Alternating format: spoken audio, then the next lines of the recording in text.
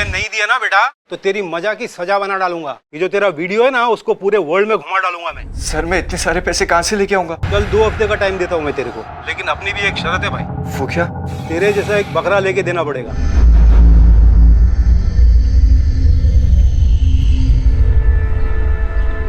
अरे आ गया तू, चल अच्छा किया। अब खाना खा ले और हाँ, अब जाते ही लैपटॉप में जाकर मत बैठ जाना।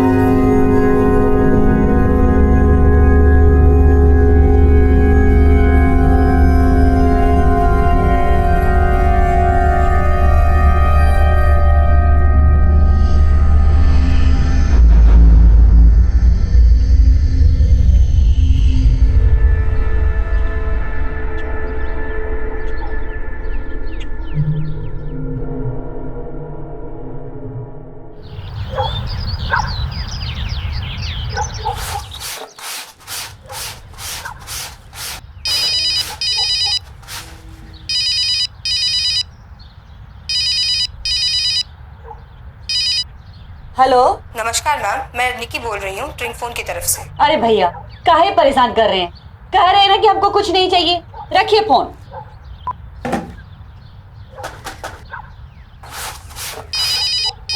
फिर फोन किए,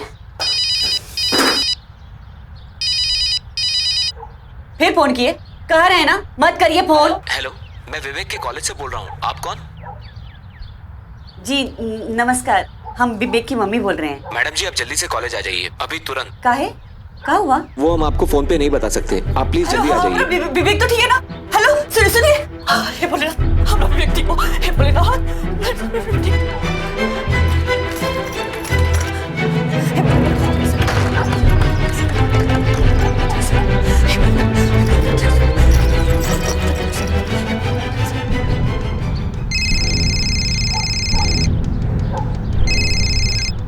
हाँ सविता, क्या हुआ? विवेक के कॉलेज से फोन आया था, बुलाए। हमको लगता है विवेक को कुछ हो गया। क्या बोल रही हो तुम? कहाँ हुआ विवेक को? हम जा रहे हैं, आप भी जल्दी आइए। हम तुरंत छुट्टी लेके पहुंच रहे हैं। हाँ जरा जल्दी कहिए जी। भैया जी जरा जल्दी चलाइए ना।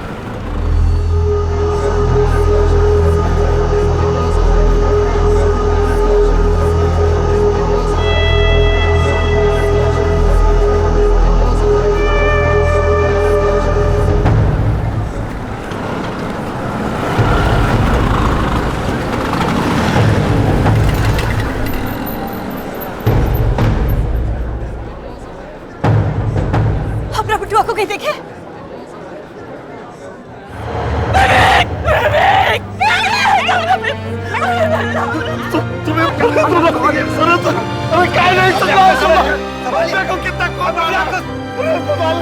देखिए अपने आप को संभालिए।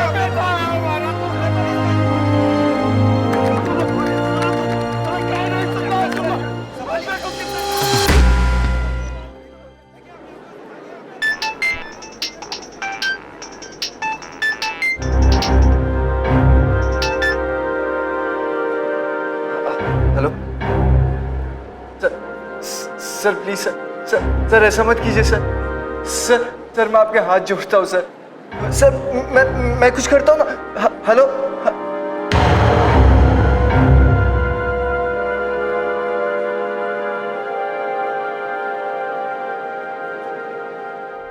पुणे को जैसे किसी की नजर सी लग गई थी। पिछले 6 महीनों में पुणे में ये 7वीं बार सुसाइड की कोशिश की गई थी। क्या था ये? पढ़ाई का दबाव या कोई बाहरी प्रेशर? ये उम्र वैसे भी मुश्किलों भरी होती है। एक तरफ सब कुछ नया करने का जोश होता है और दूसरी तरफ अपने आप को सेटल करने की फिक्र। क्या इसी कश्मकश का शिकार हो रहे थे स्टूडेंट्स या फिर मामला कुछ और ही था?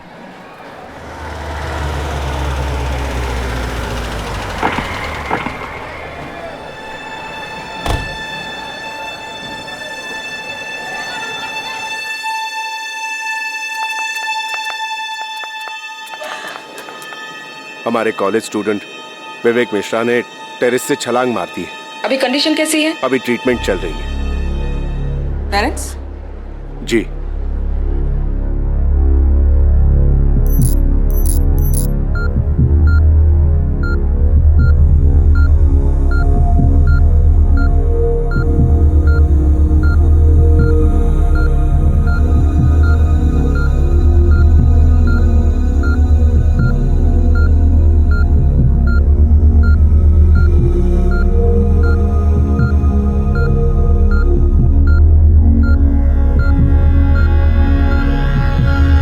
देखिए, जो कुछ भी हुआ उसका हमें बेहद अफसोस है, लेकिन हमारे लिए जानना बहुत जरूरी है कि ये सब हो कैसे गया। अच्छा, याद करके बताइए, किसी बात को लेकर विवेक परेशान था क्या, या फिर उसके बिहेवियर पे कोई बदलाव? नहीं, कोई परेशानी नहीं थी, लेकिन जब से वो नया कॉलेज में गया था तो कहता था सब बच्चा लोगों के पास महंगा फोन है, लैपटॉप है, उनको भी चाहिए। बहुत समझाया उसको, तो नहीं माना, जिद पकड़ लिया, ऋषि आके बैठ गया। तब उसकी माँ ने, ये लो मम्मी। ला, ये सब सामान ना जाकर बाजार में बेचा ना, ये तुम्हारी नानी दी थी, इतना दिन से संभाल के रखे थे। अब कोनो जरूरत नहीं, तुम्हारी खुशी से बढ़कर हमरे लिए और कोनो चीज नहीं। जाओ, सब ले जाओ। हम ठीक है। और सुन, एक मिनट। हम ये तुम्हारी नानी का पानदान है, इमे वो मीठा सुपारी का टुकड़ा ना काट काट के भर दिया करती थी, और हम बच्चे लोग जब भी मौका मिलता था ना झट कर जाते थे। बहुत मार खाए हैं हम और तुम्हारे मामा ना ई पानदान की सुपारी के लिए। बेटा, इसको भी ले जा। मम्मी, अपना इसे रहने ही दो। अरे काहे, अब ऐसा बात करेगा ना तो सब बर्तन का कोनो ना कोनो किस्सा बता देंगे। जाओ, जाकर ले जा बच्चों, बस तुम पढ़ लिख जा, सब काम सफल हो जाएगा। ठीक है। जा बेटा।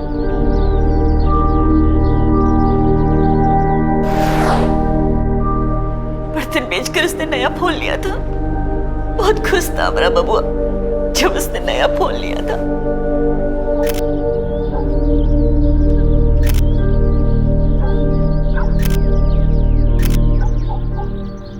सब फूल पत्ती का फोटो खींचेगा, हमारा नहीं खींचेगा का? अरे मम्मी, आपकी फोटो खींच के क्या करूंगा?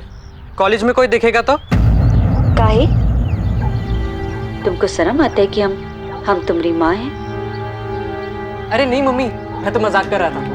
मैं बोल रहा था कि जो दिल में रहता है उसकी फोटो खींचने की क्या जरूरत। अब आप इतना बोल रहे हो, मैं आपकी एक फोटो खींचूंगा। ठीक है? करो, बात नहीं करो, मैं हम तो नहीं मम्मी, एक फोटो, एक प्लीज, ऐसे वाला, ऐसे करो जैसे आप करती हो हमेशा।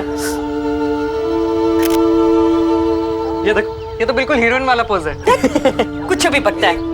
मम्मी फोन दिलाया तो खाली मम्मी का फोटो खींचोगे, हमारा नहीं? फोटो में हम भी बहुत अच्छे लगते हैं भाई, खींचो। पापा, आपकी ना फोटो मैं आपकी यूनिफॉर्म के साथ खींचूंगा, सेठ जी के बंगले पे, वो बड़ी वाली गाड़ी है ना व्हाइट वाली, उस पे खींचूंगा। एक पापा ऐसे, इस तरह से, इस तरह।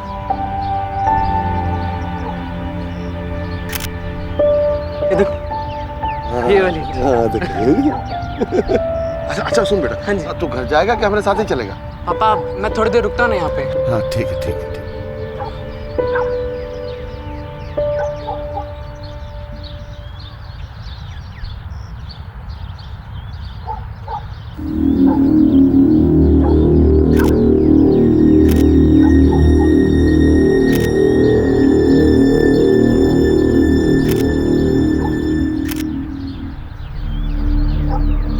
फोन पे क्या कर रहा है ये देखने के लिए चुपके से उसके पीछे गए तो देखा कि वो हमारा फोटो डिलीट कर रहा है।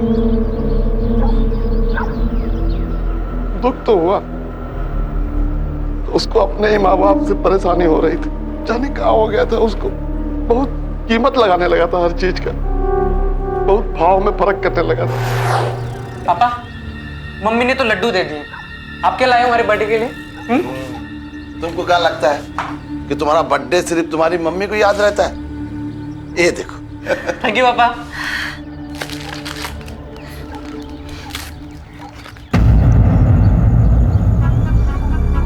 अरे ये तो बिल्कुल सस्ती सी घड़ी है पापा, इसकी तो कोई कीमत भी नहीं होगी। बेटा, कुछ चीज कीमत से नहीं प्यार से आंकी जाती है, समझे?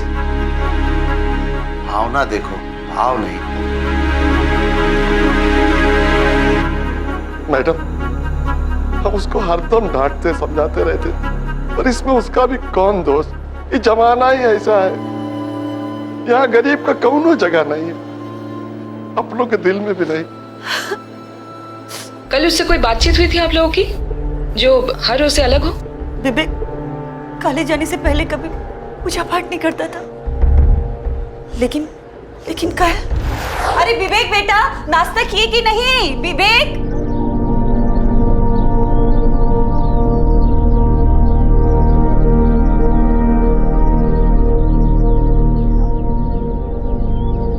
टीका नहीं लगाओगी? काहे नहीं लगाएंगे? वो तो रोज टीका नहीं लगाता ना, तो इसलिए नहीं लगाया।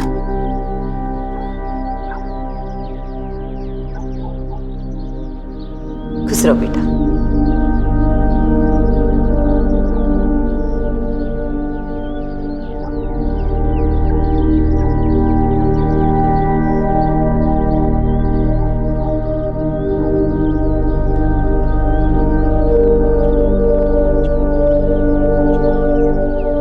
मालूम होता कि ये सब करेगा तो कभी नहीं जाने देते को। मत्ती मारी गई थी हमें, जो हम उनको जाने दिए, नहीं जाने देना चाहिए था, नहीं जाने देना चाहिए था। कभी कभी बाहर की चकाचौंध भरी दुनिया से हम इतने प्रभावित हो जाते हैं कि हमें अपने घर में अंधेरा दिखाई देने लगता है। दूसरों के करीब आने की कोशिश में हम अपनों से दूरियां बढ़ा लेते हैं। ऐसा ही कुछ बदलाव विवेक में भी आया था। उसमें आया यह बदलाव क्या एक संकेत था उसके अंदर बढ़ते कॉन्फ्लिक्ट का? क्या रईसों के बच्चों के साथ अपने आप को रईस दिखाने की कोशिश में विवेक वाकई अपनी जमीन भूल गया था?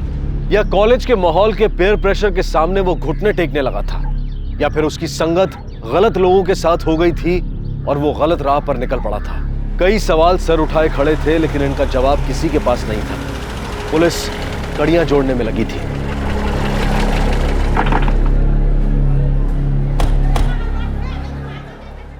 विवेक बड़ा शार्प और स्टूडियस लड़का है। हमारे कॉलेज के चंद उन स्टूडेंट्स में से है जो स्कॉलरशिप लेके पढ़ाई कर रहे हैं, और उनके फादर कोई आईटी कंपनी में सीएफओ के यहाँ ड्राइवर हैं, और उनके बॉस विवेक की पढ़ाई में फाइनेंशियली हेल्प भी करते हैं। विवेक टेरेस कैसे पहुंचा? इस कॉलेज का टेरेस हमेशा खुला रहता है? नॉर्मली तो टेरेस बंद ही रहता है, पर कभी कभी सफाई के लिए खोलना पड़ता है। रानी जरा टेरेस चेक करो। अच्छा एक बात बताइए, पिछले कुछ दिनों में ऐसी कोई घटना घटी थी जिसकी वजह से विवेक को बुरा लगा हो या ऐसा कुछ? Nothing as such. स्टूडेंट्स थोड़ी बहुत शरारत तो कर ही लेते हैं। अब हाल ही में प्रोफेसर जोशी ने उसकी और मेहुल की कंप्लेंट मुझे की थी। कोई प्रोजेक्ट के बारे में थी वो। प्रोफेसर जोशी से मिल सकते हैं? हाँ श्योर।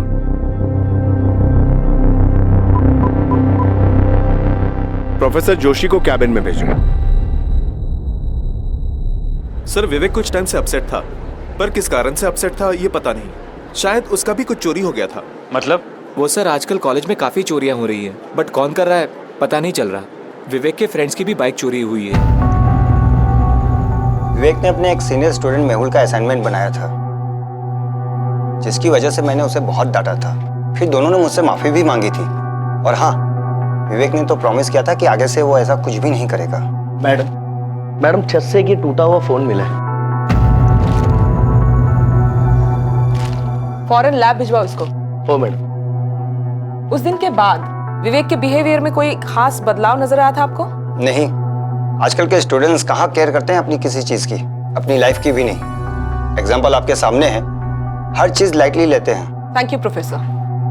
जब तक ये इन्वेस्टिगेशन चलेगा, मेरा एक कांस्टेबल यहाँ मौजूद रहेगा 24 घंटे। यहाँ की हर एक्टिविटी पर वो नजर रखेगा। मैम, क्या आपको लगता है कि विवेक का केस अटेम्प्टेड सुसाइड का है? ये भी हो सकता है कि उसे टेरेस पे से किसी ने धक्का दे दिया। इस प्रोबेबिलिटी को हम इग्नोर नहीं कर सकते हैं, लेकिन मर्डर अटेम्प्ट करने वाला लड़का अगर चालाक होता तो ऐसी जगह नहीं चुनता, और लड़का अगर नौसिखिया था तो कोई ना कोई एविडेंस जरूर छोड़ता। किसी ना किसी ने उसे जरूर देखा होता। Right ma'am. मैम, अगर एक्चुअली अटेम्प्टेड सुसाइड है तो कॉलेज की फीस भी एक वजह हो सकती है। एडमिन स्टाफ ने बताया कि उसने पिछले 2 सेमेस्टर की फी नहीं भरी।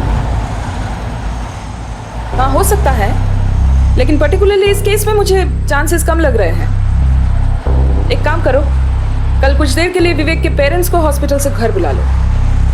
एक बार फिर से उनसे पूछताछ भी कर लेंगे और विवेक के कमरे की अच्छे से तलाशी भी ले लेंगे। Right ma'am.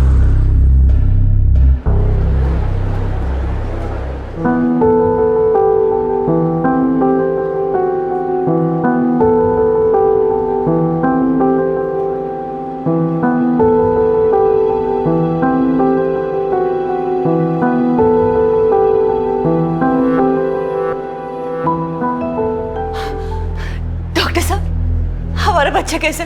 देखिए, अभी हम कुछ कह नहीं सकते। सर में बहुत चोट आई है और हम लोग पूरी कोशिश कर रहे हैं। हम वो कोई नजर देख सकते हैं? जी नहीं, अभी नहीं।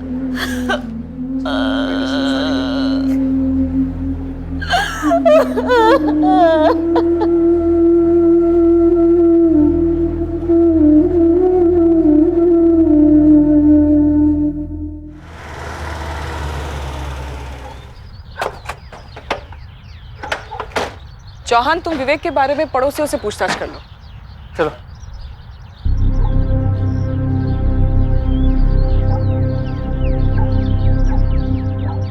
I am really very sorry, आप लोग को हॉस्पिटल से आना पड़ा, लेकिन विवेक का कमरा चेक करना बहुत जरूरी था हमारे लिए। शायद कोई क्लू मिल जाए। कमरा किस तरफ है? बगल वाला। चेक करो। हम लोग कॉलेज भी गए थे। प्रिंसिपल ने बताया कि विवेक ने पिछले 2 सेमेस्टर की फीस नहीं भरी। क्या ये वजह हो सकती है कि विवेक ने सुसाइड करने की कोशिश की? ऐसा हो ही नहीं सकता है मैडम। हमने दूसरे नहीं बल्कि तीसरे सेमेस्टर का पैसा भी विवेक के हाथ में दे दिया था। हाँ पापा। ये लो पैसा। और सुनो बेटा, पैसा थोड़ा संभाल के खर्चा करो। जब से बड़का कॉलेज में गए हो बहुत खर्च कर रहे हो। पापा, इतने बड़े कॉलेज में गया हो तो पैसे तो खर्च। देखना पापा, एक दिन अब पढ़ लिख के ना इससे भी बड़ा बंगला बनाऊंगा आपके लिए। हमको पता है, हमारा विवेक पढ़ लिख के बहुत बड़ा आदमी बनेगा। लेकिन कॉलेज का कहना है उनको फीस मिले ही नहीं। हो सकता है कहीं और खर्च कर दिया होगा। सब कुछ तो लाके देते थे उसको, कहाँ खर्च करेगा? कहीं दोस्त वोस्त के साथ भी तो खर्चा हो सकता है। दोस्त थे कि भी नहीं, कहाँ मालूम। लेकिन जब से वो नया लैपटॉप लेकर आया था ना, तब से सारा टाइम वो में लगा रहता था। कमरा बंद करके जाने कहाँ करता था।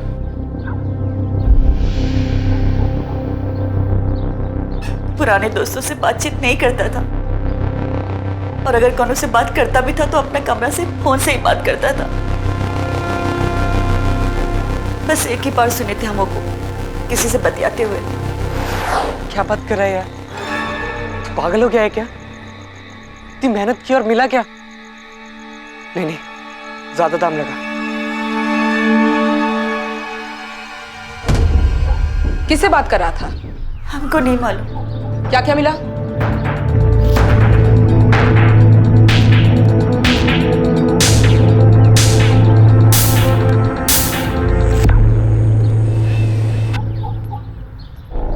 साहब, मैं बोलूँ तो अच्छा विवेक ना बहुत अच्छा लड़का है, और मेरा स्कूटर के पीछे से बिल्कुल दीवाना है वो। यही लड़कपन में उसने मेरा स्कूटर भी एक दिन घुमा दिया। अरे काय झालं रे? अरे रुसा काय करे तू? हाँ वो अरे क्या हुआ, कुछ बोलेगा? वो मैं स्कूटर लगा के सब्जी लेने गया था, वापिस आया तो स्कूटर। क्या हुआ? हाँ, स्कूटर चोरी गया क्या? हाँ, मैंने बहुत ढूंढा काका, कहीं नहीं मिला।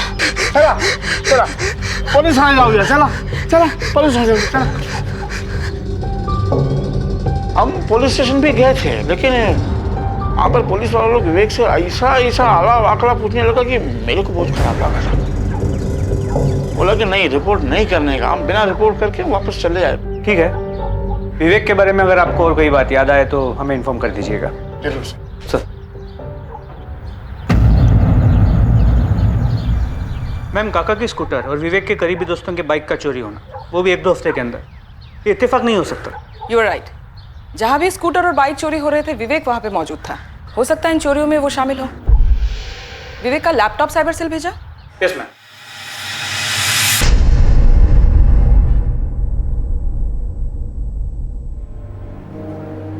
विवेक को होश आ गया है, लेकिन देखिए खतरा अभी टला नहीं है। डॉक्टर साहब, एक बार उसको मिल सकते हैं?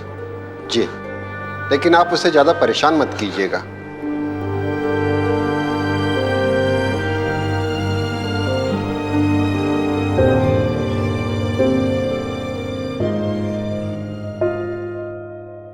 मुझे माफ कर दो। आपका बेटा बुरा हो गया। ये आपके सारे सपने तोड़ दिए। हो सके तो मुझे माफ कर देना। तुम फिक्र नहीं करो बेटा, सब ठीक हो जाएगा।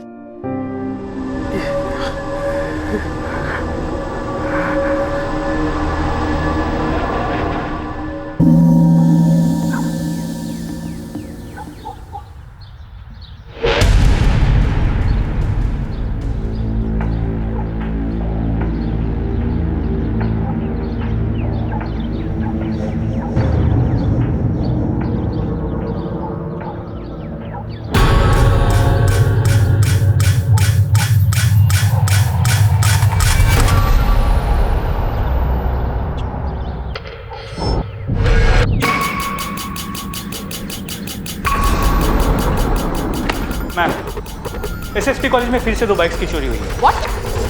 कांस्टेबल कदम क्या कर रहा था? कदम को प्रिंसिपल ने बुलाया था केस की अपडेट के लिए। चौहान, इन चोरियों का जल्द से जल्द पता लगाओ। शायद इससे हमें कोई ठोस क्लू मिल जाए। फास्ट। Yes ma'am.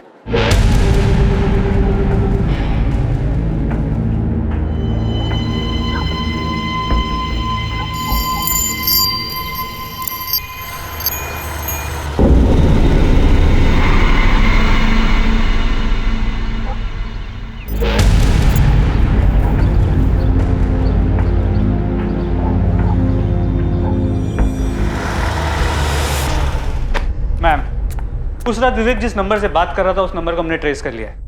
नंबर किसी राजू के नाम पे। वंडरफुल। उठा लो उसको। मैम।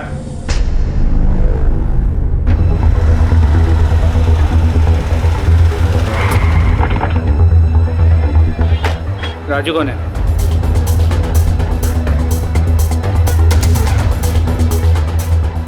राजू? हाँ साहब। विवेक को जानते हो? विवेक मिश्रा। जानता हूँ साहब, लेकिन हुआ क्या है? कैसे जानते हो? वो साहब, उसने मुझे एक स्कूटर बेचा था।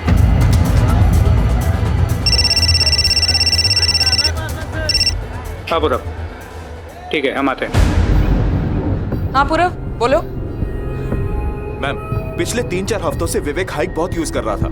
इनफैक्ट उसने सुसाइड अटेम्प्ट से पहले भी हाइक पे लॉगिन किया हुआ था और कोई वीडियो लिंक बार बार देख रहा था, पर अब वो लिंक डीएक्टिवेटेड आ रहा है। इसका मतलब विवेक दोस्तों के साथ नहीं, अपना ज्यादा वक्त इंटरनेट पे बिता रहा था। एग्जैक्टली। और इंटरनेट के जरिए वो लगातार किसी के टच में था। यस। पूरब, उस डीएक्टिवेटेड लिंक के बारे में पता करो। हमें जानना है वो किसका था। Sure ma'am, I will try my best. Chauhan, college के आसपास जितने भी सीसीटीवी कैमरास हैं उनके फुटेज मुझे चाहिए। Yes ma'am. ये किस मुसीबत में फंस गए हम लोग। Oh God, please help me. अरे मेहुल, तू नहीं चल रहा? कहाँ? अरे चंदन की जो बाइक चोरी हुई है ना, उसके रिलेटेड वीडियो दिखा रहे हैं। पुलिस आई हुई है, चल आ जाइयो।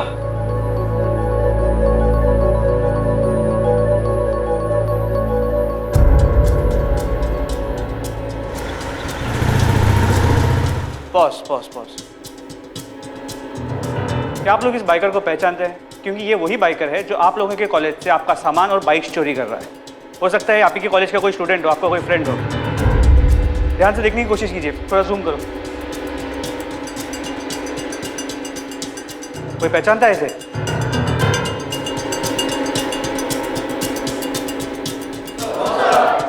ओके, लैपटॉप ले लो। Thank you.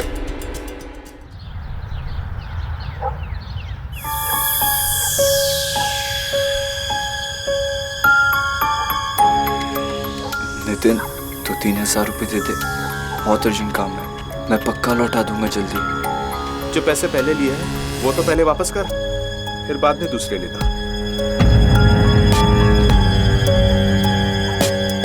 विक्रम यार, 3-4 हजार रुपये दे दे, बहुत अर्जेंट है। मैं पक्का लौटा दूंगा तुझे।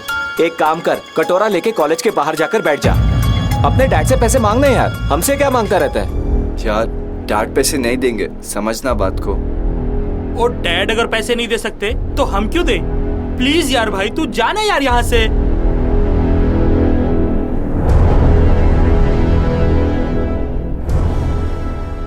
राहुल दरवाजा खोलो। क्या हुआ? राहुल दरवाजा खोलो। पीछे ना, राहुल क्या हुआ? देखिए, हमारा एक स्टूडेंट मेहुल अंदर है। मुझे लग रहा है कि अंदर कुछ गड़बड़ है। दरवाजा तोड़ते हैं इसको। चल। राहुल! राहुल!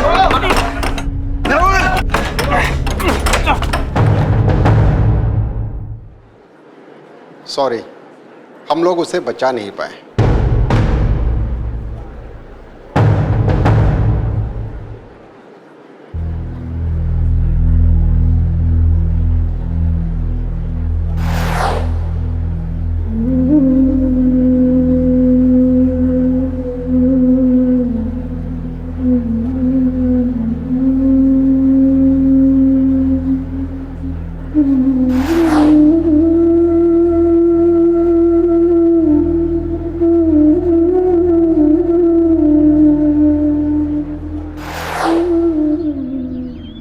ये देखो, ये वाली। हाँ देखिए। देखना पापा, एक दिन पढ़ लिख के ना इससे भी बड़ा बंगला बनाऊंगा आपके लिए। विवेक, विवेक, उठना बेटा, देखो ना हमारे लौट रहे। विवेक, जब जवानी आती है तो जिंदगी तेज रफ्तार पकड़ने लगती है। सबसे आगे निकलने और सब कुछ हासिल करने की कश्मकश में ये नौजवान ब्रेक लगाना भूल जाते हैं और हादसों का शिकार बन बैठते हैं। क्यों विवेक ने इतनी छोटी सी उम्र में जान देने का फैसला किया, और अब उसी तरह मेहुल ने भी इतना बड़ा फैसला इतने कम समय में ले लिया था। क्या उनकी मौत ही उनकी समस्या का आखिरी समाधान था? आखिर किन हालात से गुजर रही थी उनकी जिंदगी? विवेक और मेहुल के ऐसे फैसले ना सिर्फ उन्हें अपनों से दूर कर रहे थे, बल्कि उनके साथ वो राज भी दफन हो रहे थे जो उनके जाने के बाद किसी और की मौत के कारण बन सकते थे। जब देखो तब मेहुल हमेशा पैसे मांगते रहता था। शायद वो 2 नंबर का कुछ काम करता था, बेटिंग एंड ऑल। तुमको कैसे पता? मैम, एक दिन की बात है।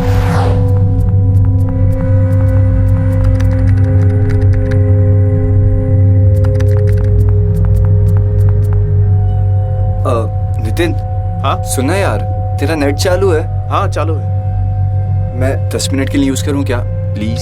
सिर्फ 10 मिनट के लिए, ठीक है? हाँ, फिकर नॉट यार। ये ले, चल ले। थैंक्स। आता हूँ 10 मिनट में। हाँ।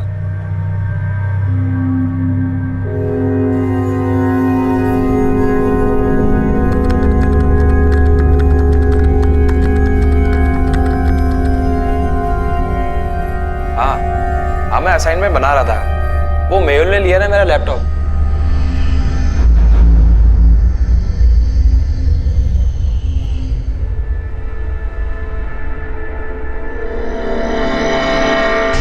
कुछ आइडिया है तुमको उस दिन वो क्या देख रहा था लैपटॉप में? नहीं मैम, मैं लैपटॉप से बहुत दूर था, तो मुझे नहीं पता वो क्या देख रहा था। हमको तुम्हारा लैपटॉप चाहिए। या श्योर मैम। मैम, हमने नितिन का लैपटॉप चेक किया है। पता है कि मेहुल बार बार एक वीडियो लिंक डालकर कुछ देखने की कोशिश कर रहा था, और अभी लिंक ऑफलाइन आ रहा है, ठीक विवेक की तरह।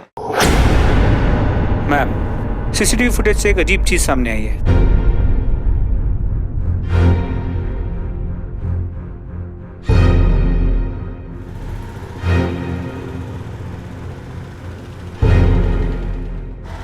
Pause pause pause. ये इनोवा कंटिन्यूअसली बाइक के पीछे चल रही है। राइट मैम, हमने वैसे नोटिस किया। या तो इनोवा बाइक को फॉलो कर रही है, बाइक इनोवा। मैंने आरटीओ से इस गाड़ी की इन्फॉर्मेशन निकाली। इस पे जो नंबर प्लेट लगा हुआ है वो फेक है। एक मिनट जूम इन करो। इस गाड़ी पर तो किसी होटल का स्टिकर लगा हुआ है, hotel R international.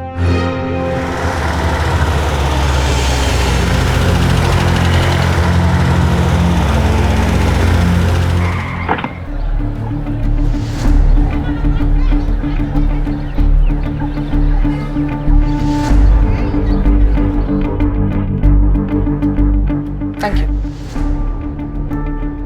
Yes ma'am, इसी होटल की है, हमारे क्लाइंट को बुक की गई है। कौन से क्लाइंट के हैं? एक रशियन टूरिस्ट है, रोजलिन सरकोवा। इसी होटल में रुकी हुई है, रूम नंबर 403 है। 4 डेज की बुकिंग है। अभी है अपने कमरे में? अभी तो नहीं है, बट यूजुअली शाम तक वापस आ जाती है। चौहान, तुम यही रुको। किसी भी कीमत पर वो रशियन लड़की हमारे हाथ से नहीं निकलनी चाहिए, और इस बात की खबर उस लड़की को नहीं होनी चाहिए। Yes ma'am. मेहुल, हमें तुमसे बात करनी है। देखो, तुम्हारे एक दोस्त ने जान दे दी और तुम भी मरते मरते बचे। हमें बताओ बात क्या है?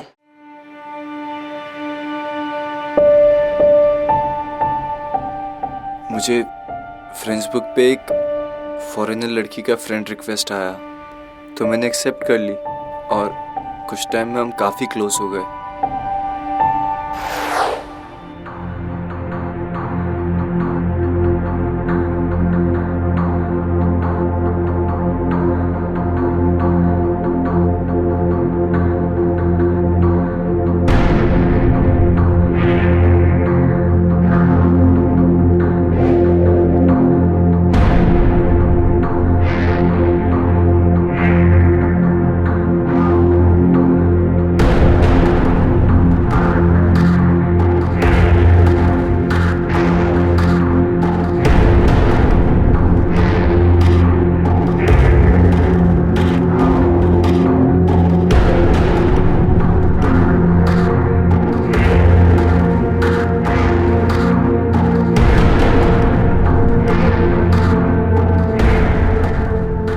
फिर एक दिन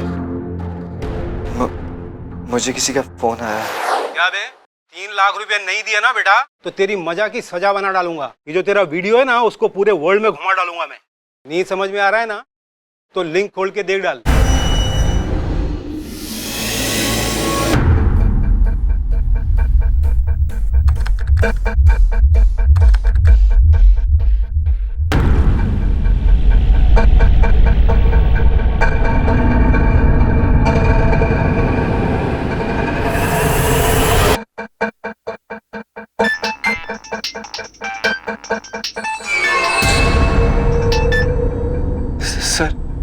सर मैं इतने सारे पैसे कहां से लेके आऊंगा, और वो भी इतना जल्दी?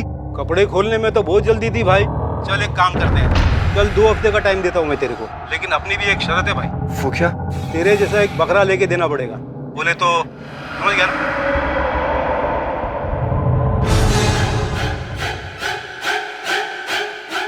हर सौदे की एक कीमत होती है, लेकिन ये एक ऐसा सौदा था जो चोरी छुपे किया जा रहा था, जिसमें कीमत और मजबूरी दोनों ही ज्यादा दिखाई दे रही थी। जाल में वो फंसता था जो या तो बहुत कमजोर होता था या फिर बहुत शातिर।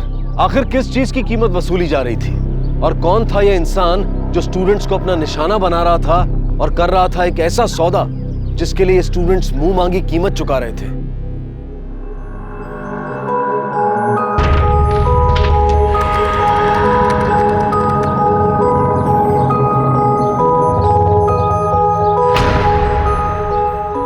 सही है ना? तुझे चाहिए क्या? इधर आ। हाय, hey, what's up? Fine. How are you? Yeah, all good. Actually, my friends want to talk to you. Okay. Of course. Hi, Hi. my name is Vivek. What's yours? My name is Rosalie. Yeah, I'm in call.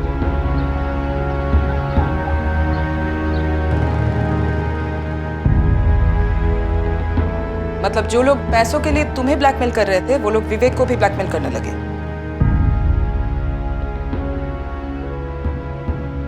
Ma'am,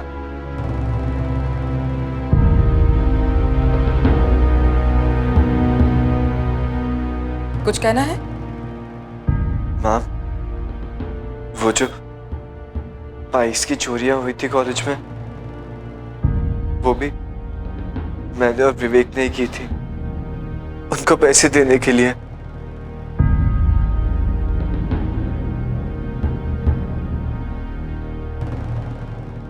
I'm sorry mummy.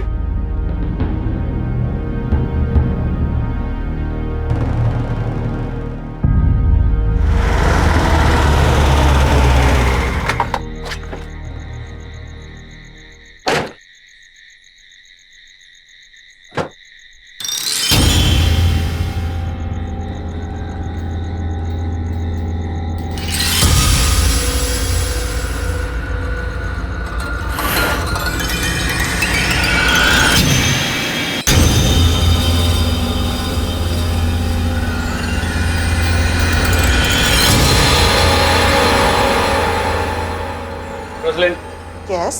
Who are you? Pune police. से issue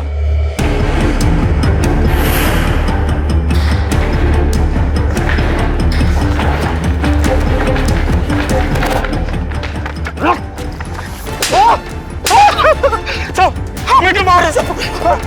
हम सवाल नहीं जवाब सुनते हैं, समझा? क्या कुछ नहीं किया। I'll call you back. Good morning ma'am. Morning पूरा। मैम, रोजलिन के लैपटॉप से कुछ हाइप रिकॉर्डिंग्स मिली हैं। इंडिया के कई एजुकेशनल सिटीज में इसका नेटवर्क है। हमारी नई पीढ़ी के साथ खिलवाड़ कर रहे हैं ये लोग। मैम, रोजलिन से इन्फॉर्मेशन मिली है। प्रमोद पांडा नाम का आदमी है जो इस सारे खेल का मास्टरमाइंड है और विदेशी लड़कियों से काम करवाता है। उस दिन जो आदमी रोजलिन के साथ पकड़ा गया वो भी प्रमोद पांडा का ही आदमी था जो इन लड़कियों के साथ रहता था। उसने प्रमोद पांडे की लोकेशन डिस्क्लोज कर दी। Arrest him. हाँ ठीक है, एक काम करना, वो फॉरेनर लड़की को बुला ले, तू काम आ जाएगी अपने को।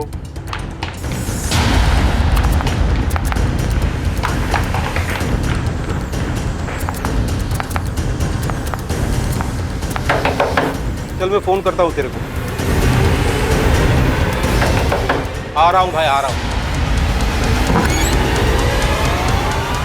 पुलिस क्या हुआ? कहाँ ले जा रहे हो मेरे को? जिंदगी संभाल। बोल। मैं बता दूं मैडम। हाँ बोल बोल। मैडम वो क्या है, वो बड़ी बड़ी कॉलेजेस में जो अमीर लड़के आते हैं ना, उनकी लिस्ट है अपन लोगों के पास। वो फ्रेंड बुक पे वो जो फोटो डालते हैं ना, उससे हमको मालूम पड़ जाता है कि पार्टी माल वाली है। फिर हम फिरंगी लड़कियों से उनको फ्रेंड रिक्वेस्ट भिजवाते हैं और फिर वो लड़के फौरन रिक्वेस्ट एक्सेप्ट कर लेते हैं। लड़कियां उनसे बातचीत करके उनको बाटली में उतार डालती है।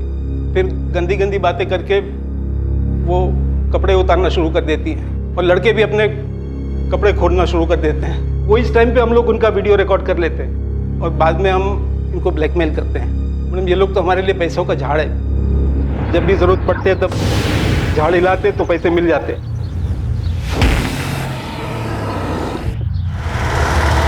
वो क्या है कि ज़्यादातर लड़के पैसे ढीला कर देते हैं मगर कुछ लड़के नहीं भी दे पाते। सर प्लीज मुझे माफ कर दो सर। सर मैं और पैसे नहीं ला सकता हूँ सर। सर मैंने अपनी सेमेस्टर की फीस भी आपको दे दी थी। चले शाने, ज़्यादा नाटक मत कर। बहुत बड़े बंगलों में रहता है, तुम मालूम है मेरे को। वो बंगला मेरा नहीं है सर। मैं सिर्फ फोटो खिंचवाने के लिए वहाँ गया। तो जैसे ही तूने वो फोटो खींची ना, वैसे ही तेरा फोटो मैं वेबसाइट पे डाल दूंगा। डालू क्या बोल? सर मुझे माफ कर दो सर, प्लीज मुझे माफ कर दो सर। कमाल का जुगाड़ कर, जल्दी चल निकल। प्लीज मुझे माफ कर दो। ये तेरे ब्लैकमेल के चक्कर में ना बच्चे ने सुसाइड कर लिया, जानता है? ये रोजलिन जैसे लड़कियों को कैसे फंसाता रे तू? मैडम वो बहुत गरीब लड़कियां हैं मैडम, उनके खाने के वांदे हैं। बहुत सारी लड़कियां ऐसा काम कर रही है। कहाँ से चलता है तेरा ये नेटवर्क?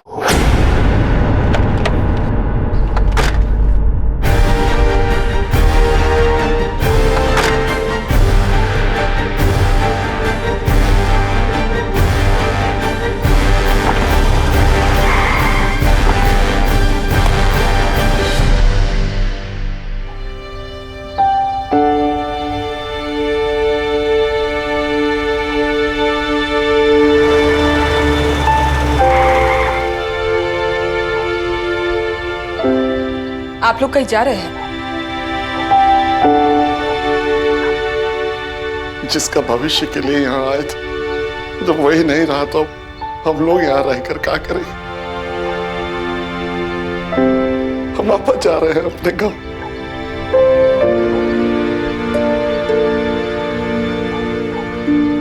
अपना घर बेच के हमको ये पैसा मिला है। आप ये पैसा उन लड़का लोग को दे दीजिएगा जिसका भाई को लिया था या चोरी किया था, ताकि मरने के बाद उस पर कोनो इल्जाम न रहे। उसका आत्मा को शांति मिल जाएगा। देखिए आपका बेटा बुरा नहीं था, बस गलत संगत का शिकार हो गया और उनमें ऐसा खोया कि दोबारा अपने आप को ढूंढ ही नहीं पाए। हमने कभी भी आप लोगों की बात नहीं टाली। आज जब हम अपनी पसंद से शादी करना चाहते हैं तो आप लोगों को ऐतराज क्यों? और वैसे भी आप लोग तो हमारे शादी करने से रहे। हमको आईना दिखाने से पहले ना इधर आ। देख देख अपने आप को, शकल देख अपनी। बता किसके हाथ मर दी इस कंचन सिकाया को? ना शकल ना सूरतिया, बना दो हमको दुल्हनिया। और वो जो लट्टू हुआ फिर रहा है ना तेरे पीछे, अंगूर की बेल की तरह चिपका पड़ा है, अरे वो कोई बहरूपिया है। चाहे कोई कितना भी बदसूरत क्यों ना हो, लेकिन एक माँ के लिए उसके बच्चे कभी बदसूरत नहीं होते, ऐसा कहता है अनमोल। और वो ये भी कहता है कि मैं जो हूँ, जैसे भी हूँ, मैं जैसे भी दिखती हूँ, उसको कोई फर्क नहीं पड़ता। वो हमसे सच्चे दिल से प्यार करते हैं। और आप लोग चुप कर लड़की, आँख की शर्म बेच खाई है। अरे मुँह से निकलने की उम्र में अगर तूने ये भ्रम पाला होता ना, तो हम तेरे इस भ्रम पे विश्वास कर लेते।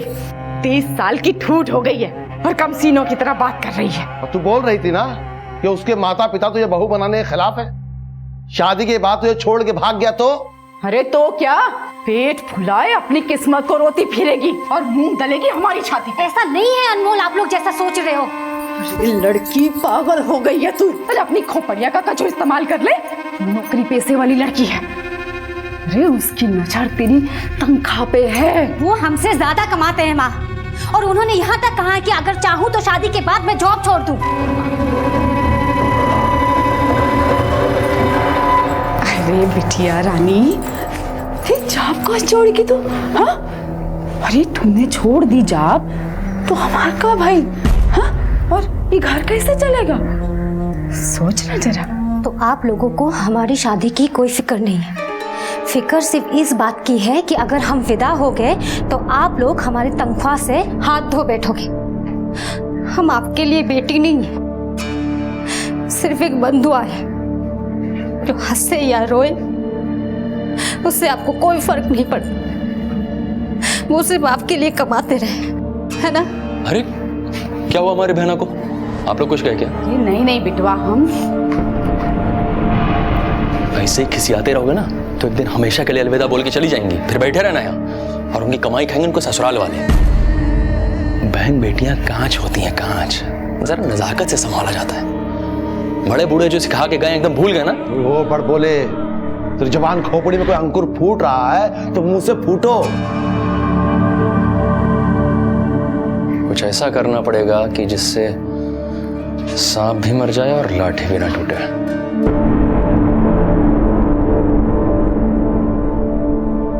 माता पिता और संतान का रिश्ता किसी लेन देन के तराजू में नहीं तोला जा सकता, क्योंकि ना तो संतान कभी अपने माता पिता का कर्ज चुका सकती है और ना ही माता पिता अपना दायित्व किसी एहसान की तरह से निभाते हैं। लेकिन अगर इस रिश्ते में निजी स्वार्थ हावी हो जाए तो नुकसान इसी रिश्ते को भुगतना पड़ता है। बहन बेटी की शादी की चिंता हर माता पिता और भाई को होती है, लेकिन माधुरी के माता पिता और भाई इस चिंता से ग्रसित थे कि अगर माधुरी की शादी हो गई तो उनकी आर्थिक समस्याएं बढ़ जाएंगी, क्योंकि सभी माधुरी की कमाई पर निर्भर थे। कम सुंदर होने को अपनी शादी ना होने की वजह समझने वाली माधुरी ने अब अपनी पसंद का जीवन साथी ढूंढ लिया था, और उसी के साथ शादी करने का उसका अड़ियल रवैया माधुरी के परिवार के गले की हड्डी बन चुका था। और लालची इंसान अपनी मजबूरी में भी फायदा उठाने की सोचता है, और यही वजह थी कि करीबी रिश्ते साजिशों का खेल खेलने की फिराक में थे।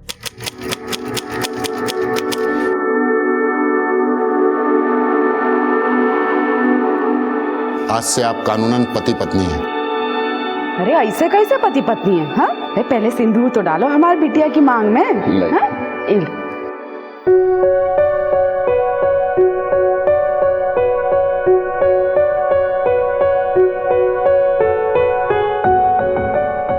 अच्छा, अब हमें इजाजत दीजिए।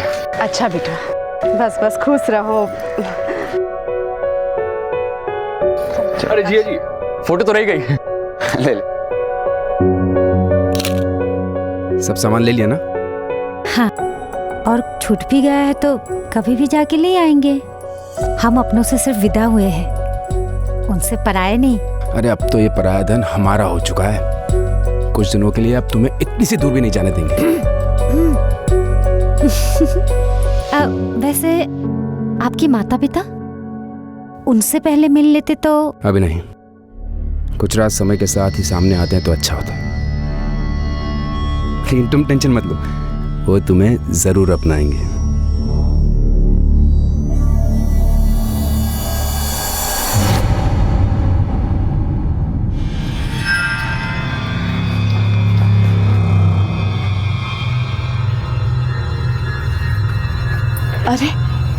तो ताला लगा हुआ है, अब क्या करें?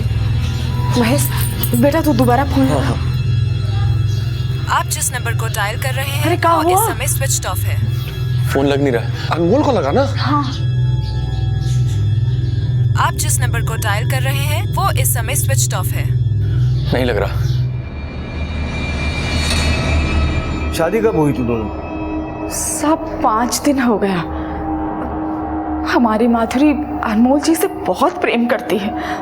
अरे उसकी वजह से तो हमने जात पात की भी परवाह नहीं की, लेकिन जब से शादी हुई है जाने वो लड़का हमारी बिटिया को लेके कहाँ गायब हो गया। आखिरी बार बात कब हुई थी आपकी? शादी वाले दिन कोर्ट में। हाँ साहब, हमारी बिटिया हमको बोली थी कि अम्मा हम पहुंचते ही आपको फोन करेंगे। फोन ही नहीं आया। तो साहब हम तो यही समझे कि नई नई शादी हुई है तो माँ बाप कहाँ से याद आएंगे। फिर 2 दिन बाद हमने खुद ही फोन लगाया था, पर 3 दिन से ना माधुरी फोन लग रहा है और ना अनमोल का। घर गए तो ताला। अनमोल के माता पिता या कोई परिवार वाला? अनमोल के माता पिता इस शादी से ना खुश नहीं थे, तो कोर्ट में तो आए नहीं। अब हम तो देखे ही नहीं है उनके माता पिता को। इलाहाबाद के कट्टर ब्राह्मण है वो, बस इतना ही जानते हैं उनके परिवार के बारे में।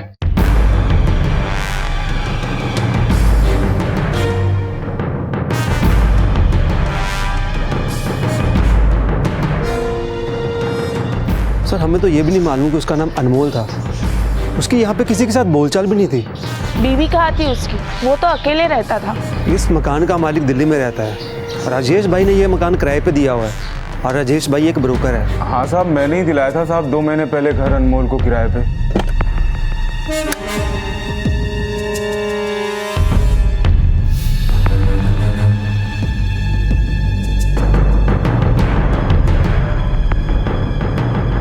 साहब वो बोला उसके गांव का आईडी खो गया है साहब, थोड़े दिन में आके दे जाएगा। 6 महीनों से वो वहाँ किराए पे रह रहा था, वो भी बिना पुलिस एनओसी। गलती हो गया साहब, माफ कर दो साहब। अभी विवेक तुम मैरिज रजिस्ट्रार से पता करो वहाँ उसने क्या एड्रेस दिया है। Yes sir. ये तो वही एड्रेस है जहाँ वो किराए पे रहता था। अपने नेटिव प्लेस यानी इलाहाबाद का कोई एड्रेस प्रूफ दिया था उसने? जी नहीं सर, रजिस्ट्रार ऑफिस से कुछ नहीं मिला। उसने अपना इलाहाबाद वाला एड्रेस वहाँ पे नहीं दिया था। माधुरी और अनमोल के कॉल रिकॉर्ड्स दोनों के फोन शादी वाले दिन के 3 बजे से स्विच ऑफ है। और सर सबसे हैरानी वाली बात ये, अनमोल अपने फोन से सिर्फ माधुरी को ही कॉल करता था। अनमोल के बारे में यहाँ कोई कुछ नहीं जानता, लेकिन माधुरी इसी शहर की है। उसके दोस्त पड़ोसी रिश्तेदार सबसे बात करो, शायद हमें कोई क्लू मिल जाए। कहते हैं कि शादी के बाद इंसान की जिंदगी बदल जाती है, लेकिन ये शादी माधुरी की जिंदगी में क्या बदलाव लाई इसका सिर्फ अंदाजा ही लगाया जा सकता था। और अंदाजे हकीकत की परछाई भी हो सकते हैं और झूठ की तस्वीर भी। असलियत तो सिर्फ माधुरी ही जानती थी, लेकिन उसको बयां करने के लिए वो थी नहीं, और ना ही अनमोल, जिसके साथ माधुरी अपनी शादीशुदा जिंदगी का ये रहस्यपूर्ण सफर तय कर रही थी। लेकिन माधुरी की शादी से पहले की जिंदगी भी कम रहस्यपूर्ण नहीं थी, जिसका खुलासा करना पुलिस की तहकीकात का पहला पड़ाव था। सर माधुरी अनमोल से प्यार करती थी, लेकिन उसके पेरेंट्स नहीं चाहते थे कि उन दोनों की शादी हो। हम क्या है अनमोल जी के आगे, फिर भी वो हमें बहुत पसंद करते। उनके लिए हमारा लुक कोई मैटर नहीं करता। लेकिन हमारे घर वाले मेरी शादी अनमोल के साथ ना होने के बहाने ढूंढते रहते। आई नो तू बहुत हर्ट हुई है उनसे, लेकिन अनमोल और तू दोनों अलग अलग कम्युनिटी से बिलोंग करते हो, और हमारे समाज में ये एक बहुत बड़ा इशू है। पेरेंट्स को हमारे इंटरकास्ट मैरिज से कोई प्रॉब्लम नहीं। उनको इस बात की प्रॉब्लम है कि अगर हमने अनमोल के साथ शादी कर ली तो उनका खर्चा कैसे चलेगा। उनको हमारी खुशियों की कोई परवाह नहीं है। उनको सिर्फ मतलब है हमारे सैलरी से। ये माधुरी और अनमोल मिले कैसे? सर फ्रेंड्स बुक पर। माधुरी आज लंच नहीं करना क्या? ओहो मैं तो भूल ही गई, आजकल तो तेरी भूख प्यास उड़ी गई है। तू जा, मैं 10 मिनट में आती हूँ। अच्छा सर, मुझे ये तो नहीं पता कि अनमोल कैसा था, लेकिन हाँ माधुरी सच में उसको बहुत प्यार करती थी।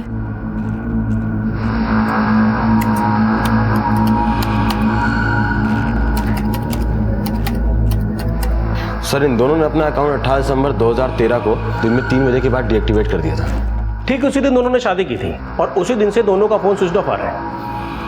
माधुरी की फ्रेंड के मुताबिक माधुरी के माता पिता इस शादी से खुश नहीं थे क्योंकि माधुरी उनका बैंक बैलेंस थी। अगर इसके पीछे वो लोग हैं तो फिर ये अनमोल किस खेत की मूली है? और अगर वो माधुरी को शादी के बाद अपने किराए वाले घर पर नहीं ले गया तो माधुरी के समेत गायब कहाँ हुआ?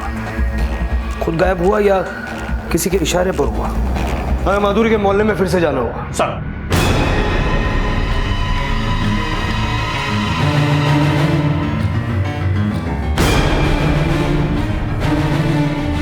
माधुरी का बाप 10 साल पहले ही बेरोजगार हो गया। उसके बेटे ने कभी काम करने की नहीं सोची।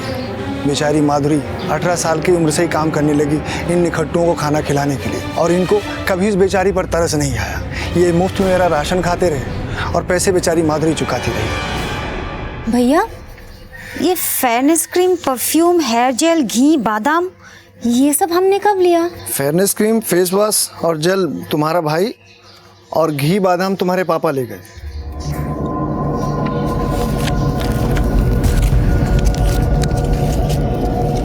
भैया, फिलहाल आप इतना ही रख लीजिए, बाकी का मैं अगले महीने चुका दूंगी। माधुरी देखने में सुंदर नहीं थी साहब, पर दिल की बहुत अच्छी थी। उसकी शादी से 6-7 साल पहले ही हो जानी चाहिए थी, पर करने वालों की नीयत कहाँ थी उसका घर बसाने की। मंजुला बहन, माधुरी की उम्र हो गई है शादी की, उसकी शादी नहीं करोगी? अरे बहन जी, हमारा बस चले तो आज के आज लड़की के हाथ पीले कर दे। अरे लेकिन कोई पसंद तो करे उसको। अब सच तो ये है कि हम कोई धन्नो सेठ तो है नहीं कि मोटा सा दहेज दे के अपना एक खोटा सिक्का चला है। एक अच्छा लड़का है, ठीक ठाक कमा भी लेता है, उनकी कोई मांग भी नहीं है। तुम कहो तो बात चला। नहीं नहीं, हमारा मतलब कहने का ये है कि दरअसल ना माधुरी शादी करना ही नहीं चाहती है। अरे जब उससे ब्याह की बात करो नट जाती है। बता। फिर एक दिन हम माधुरी से मिले। माधुरी, अरे कैसी है आप? अच्छी हूँ। एक बात बता, तू अपनी माँ के लिए रिश्ते क्यों ठुकरा देती है? देख बेटा, सपनों से घर नहीं बनता, समय रहते शादी कर ले, वरना कोई लड़का हाथ नहीं मिलेगा। अरे ऐसी कोई बात नहीं है, आप ऐसी क्यों बोल रही हो? तेरी माँ तो हमेशा यही कहती है जब भी मैं उसके पास रिश्ता लेकर जाती हूँ। फिर पता नहीं माधुरी के घर में क्या बवाल मचा कि उसका भाई महेश मुझे धमकी देने आ गया। दीदी के मन में हमारे खिलाफ जहर भरना बंद कर दो, वरना तुम्हारे घर में नेवला छोड़ देंगे। सामान उठा के ना भागना पड़ जाएगा, याद रखना। बेटी की कमाई के लालच में अगर उसके अपने ही उसका घर न बसने दे साहब, ऐसे लीचड़ लोग हैं वो।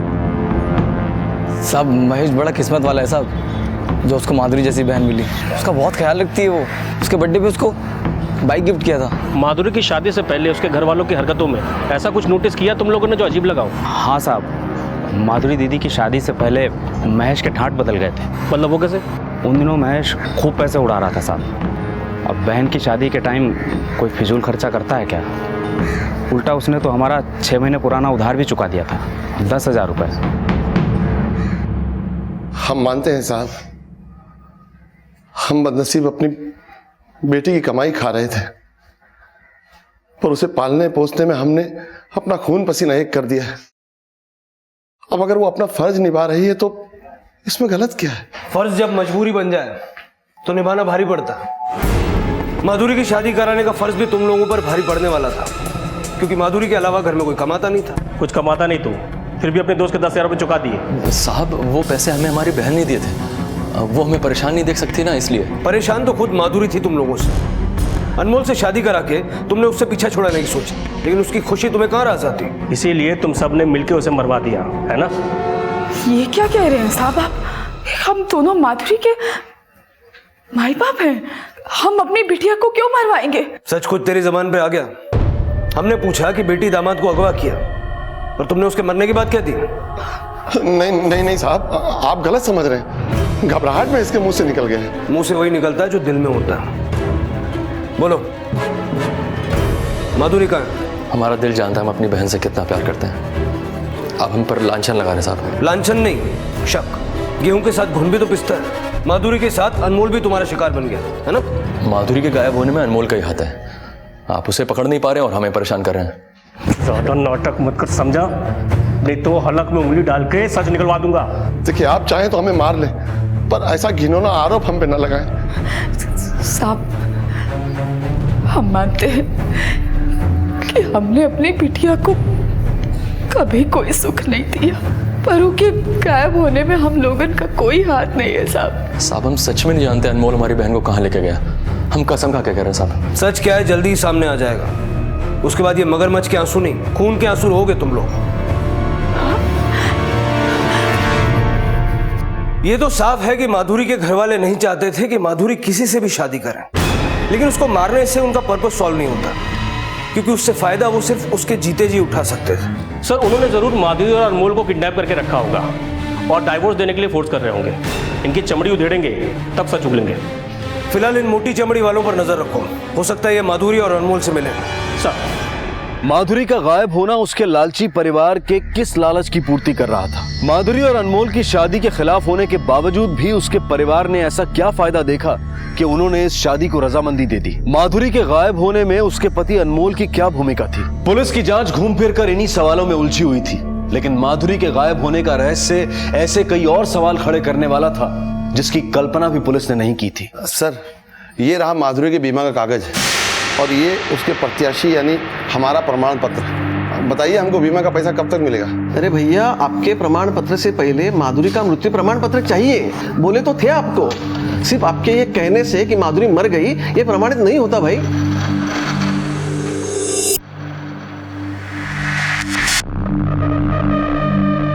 सर माधुरी का बाप उसका बीमा क्लेम करने आया, कह रहा है कि माधुरी मर गई है। पहले ही कहे थे कि मत शादी कराओ दोनों की, हैं? तब तो सुने नहीं हमारी, अपने साथ साथ हमारे पैर पे भी कुल्हाड़ी मार ली। अब एक दूसरे की खाल खींचने से कुछ ना होगा। माधुरी के मृत्यु प्रमाण पत्र का क्या किया जाए ये सोचो, बिना उसके बीमा का पैसा नहीं मिलेगा। अपने लाडले की जवान खोपड़िया का इस्तेमाल करो तो हार तो सठिया आ गई है? अभी तक उसी की सुनते आए ना, क्या नतीजा हुआ बताइए। हमारा तो जी कर रहा है कि उसकी खोपड़ी खोल दे। बोल रहा था कि माधुरी अनमोल की शादी करा दो, हम सब संभाल लेंगे। का संभाल लिया खाक? जे अक्कल आई है। ये देख, एक तो लेके अब बताओ हमें कितने में तोलोगे? ये चेन तो तेरी दीदी की है ना। तुम आम खाओ ना, गुठलियां कोई गिनती हो। और वैसे भी जब दीदी नहीं है तो उनकी सारी चीज तुम्हारी होगी ना।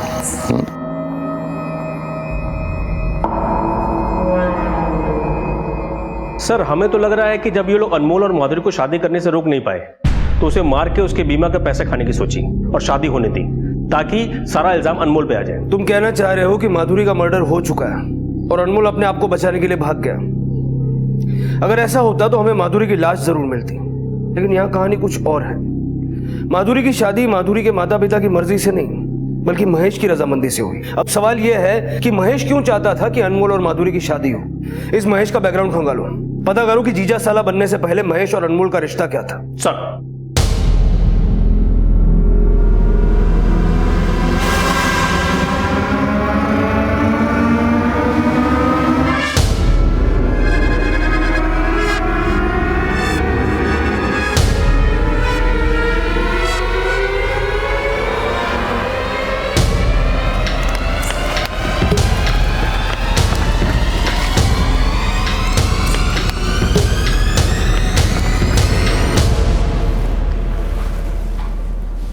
हाँ साहब, मैंने इसे महेश के साथ देखा था, दोनों में 36 का आंकड़ा था।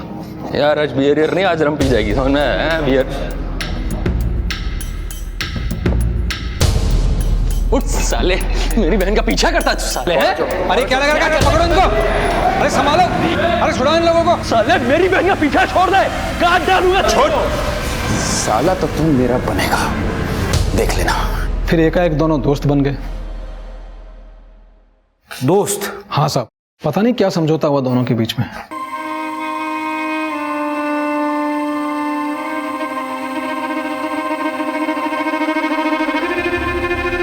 साले तुझे मरने का शौक है जो फिर से आ गया? हम यहाँ झगड़ा करने नहीं आए, सुलह करने आए।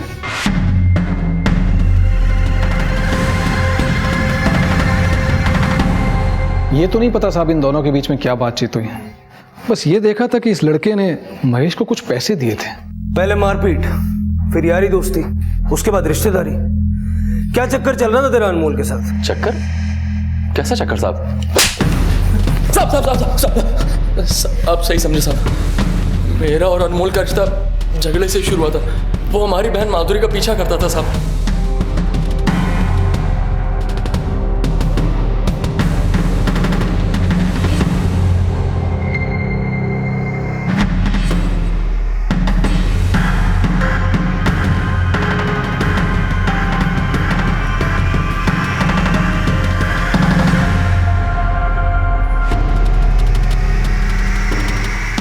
देख रहे हो भैया, दीदी का दीवाना।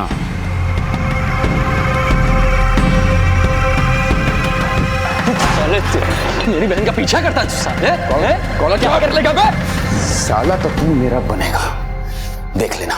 उसकी धमकी धीरे धीरे सच होने लगी थी साहब। माधुरी बोलने लगी थी कि शादी करेगी तो अनमोल से ही करेगी। 30 साल की उम्र तक किसी लड़के ने घास नहीं डाली तो प्यार में अंधी हो गए थे। और अनमोल ने तुझे गूंगा बना दिया पैसा देकर। हम तुम्हारी बहन माधुरी से सच्चा प्यार करते हैं, और वो भी हमसे। अब तक तो तुम जान ही गए होगे। देखो, हम जानते हैं कि तुम्हारे परिवार में माधुरी की कितनी अहमियत है, पर तुम हमारी शादी उससे होने दो। अब तक माधुरी जो भी तुम्हारे परिवार के लिए करती आई है, हम उसमें उसका पूरा साथ देंगे। अब एक मिनट, ये रखो। अब जाके अपने माता पिता से हमें अपना जीजा बनाने की सिफारिश करो। थोड़े से पैसों के लिए तूने अपनी बहन को भाड़ में झोंक दिया। तूने उसकी शादी नहीं, सौदा किया, बेच दिया उसको। ऐसा मत बोलो साहब, भाई है उसका। अनमोल हमें पैसा देता था, लेकिन हमको लगा वो अच्छा आदमी है, हमारी बहन का ख्याल रखेगा। पैसे देने वाला तो अच्छा ही लगेगा ना तुम जैसे लालचियों को। हम लालची जरूर हो सकते हैं, लेकिन इतने गिरे हुए नहीं कि अपने खुद के जने बिटिया को मरवा डाले। मार नहीं सकते थे तो उसके बीमे के पैसे वसूलने की क्या जल्दी थी? हमारे पास एक ढेला नहीं है और माधुरी का भी कोई पता नहीं। ऐसे में हम क्या करते? कुछ ना कुछ तो जुगाड़ करना ही पड़ेगा। मतलब आप लोग नहीं जानते थे कि अनमोल ने आपकी हामी भरवाने के लिए महेश का इस्तेमाल किया, उसे खूब पैसे दिए? नहीं साहब, हम नहीं जानते थे कि हमारा पाला हुआ ही हमको डस रहा है। जहर तुम सब में भरा है, तुम सब माधुरी के दुश्मन हो। पता नहीं अब वो जिंदा भी होगी कि नहीं। दोनों में नॉर्मल चैटिंग होती थी, लविंग कपल्स टाइप। इन दोनों के अकाउंट में कितने फॉलोअर्स थे? और कोई ऐसा है जो सस्पिशियस लगे? एक सुधा नाम की लेडी है जो अनमोल को बार बार फ्रेंड रिक्वेस्ट भेजती थी, लेकिन वो डिनाई करता था। ये देखिए सर, उसका एक मैसेज, ये सेकंड वाला। हाय मनीष, हमसे बात क्यों नहीं करते? आजकल कहाँ हो? जल्दी वापस आ जाओ। ये सुधा अनमोल को मनीष क्यों कह रही है? हमें सुधा तक पहुंचना होगा।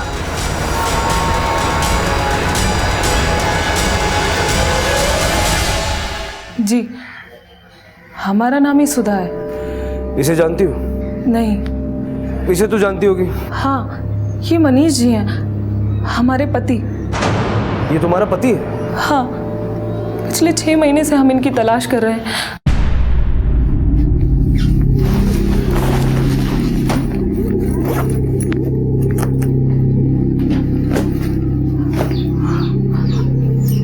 आप कहीं जा रहे हैं जी? और उस दिन के बाद वो आज तक लौट के नहीं आए। क्या वो तुम्हें हमेशा पीटा करता था? नहीं सर, और उन्हें गुस्सा बहुत आता था। कुछ बात तो थी जो उन्हें अंदर ही अंदर परेशान कर रही थी। कौन सी बात? उन्होंने कभी कुछ बताया नहीं, लेकिन अक्सर नींद में कुछ बड़बड़ाया करते थे। छोड़ दो, छोड़ दो, छोड़। क्या हुआ? हम कई महीनों से उनकी तलाश में थे। फिर एक दिन अचानक हमने उनकी फोटो सोशल नेटवर्किंग साइट पर देखी। हमने उनको कई सारे मैसेज भी किए, पर उनका कोई जवाब नहीं आया। उसे कोई दिमागी बीमारी थी? नहीं, पर अचानक से उनका मूड चेंज हो जाता था और इतना गुस्सा आता था कि अपना आपा खो बैठते थे।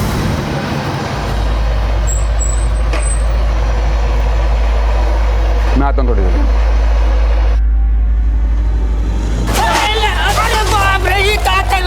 और गुस्से में इतने पागल हो जाते थे कि किसी की भी जान ले सकते थे। मनीष के माता पिता? पिता का देहांत तो उनके बचपन में ही हो गया था, और उनकी माता जी से उन्होंने हमें कभी मिलवाया नहीं, बस इतना बताया कि वो विकासपुर में कहीं रहती हैं। मनीष उसी वक्त सुधा को छोड़कर गया था जब सोशल नेटवर्किंग साइट पर अनमोल का अकाउंट क्रिएट हुआ था। इस औरत की कहानी क्रॉस वेरीफाई करो। इस मनीष और अनमोल की दोहरी शख्सियत की पहचान ही हमें माधुरी तक ले जा सकती है। एक ही शक्ल के दो आदमी या फिर दो नाम रखने वाला कोई बहरूपिया। अनमोल उर्फ मनीष की इस दोहरी पहचान के पीछे क्या राज था? और अगर इस दोहरी पहचान के पीछे वजह माधुरी थी तो फिर अनमोल का मकसद क्या था? क्योंकि माधुरी से शादी करने के बाद अनमोल उसे हासिल तो कर ही चुका था, फिर दोनों को इस तरह से गायब होने की क्या जरूरत थी? क्या इसके पीछे कोई और बड़ा मकसद था? यह जानना बेहद जरूरी था, इसलिए पुलिस ने मनीष से जुड़ी हर बात की तह तक जाना शुरू कर दिया। सर, विकासपुर नाम का गांव कटनी के आसपास किसी भी तहसील में नहीं है। इसका मतलब मनीष ने सुधा से भी झूठ बोला। सर, मनीष यादव के बैंक स्टेटमेंट और फाइनेंशियल रिकॉर्ड्स। सर, ये मनीष यादव तरिया गांव के किसी सहकारी बैंक से हीरा देवी नाम की औरत को पैसे ट्रांसफर किया करता है। और सर 6 महीने पहले किसी सतीश यादव ने बहरीन के अकाउंट से मनीष यादव के अकाउंट में 10 लाख रुपए ट्रांसफर कराए। मनीष यादव, सतीश यादव और ये हीरा देवी यादव, पता करो इन 3 यादवों के बीच में कनेक्शन क्या है।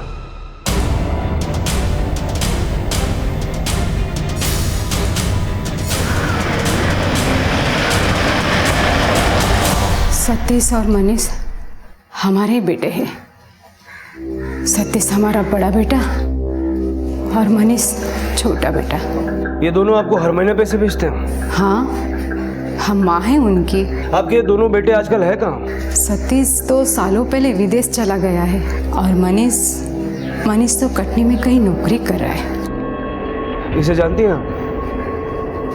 नहीं साहब। इस मनीष का अनमोल बनके माधुरी की जिंदगी में आने का कोई ना कोई मकसद जरूर होगा। मनीष के परिवार की पूरी हिस्ट्री निकलवाओ और माधुरी के पेरेंट्स को बुलवाओ, शायद वो उनके बारे में कुछ ना कुछ जानते हो। हाँ, हम जानते हैं हीरा देवी को। वो हमारे ही गांव की थी। कुछ 15-18 साल पहले गांव वालों ने उसे गांव के बाहर निकाल दिया था। क्यों?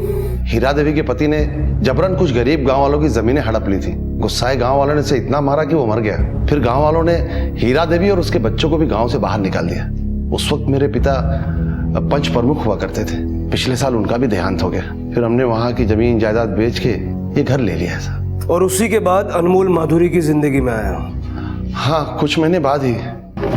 सर, मनीष का भाई सतीश इंडिया में ही है। मैंने पासपोर्ट ऑफिस में पता किया। सतीश उसी वक्त इंडिया गया था जिस दौरान मनीष उर्फ अनमोल का माधुरी से चक्कर चल रहा था। मतलब वो भी अपने भाई के साथ मिला हुआ है। हीरा देवी के घर पर चौकसी बढ़ा दो, हो सकता है ये दोनों बेटे अपनी माँ से मिलते हों।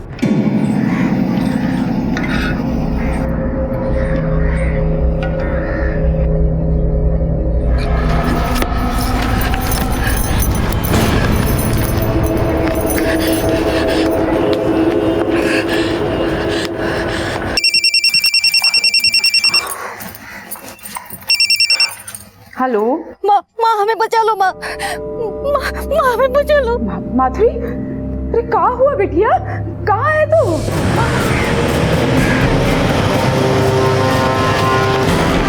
सर, माधुरी ने इसी लोकेशन से फोन किया था। हमें माधुरी को जल्द से जल्द ढूंढना होगा विवेक।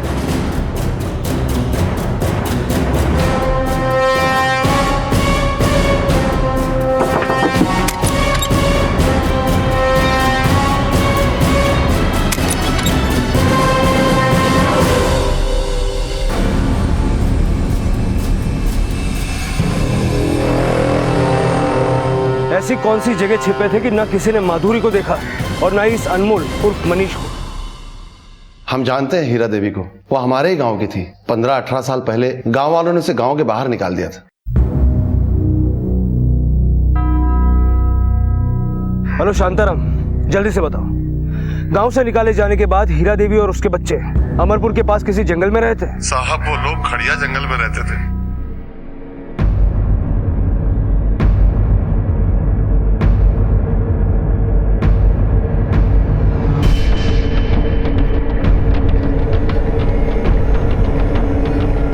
शायद यही है। आसपास देखो।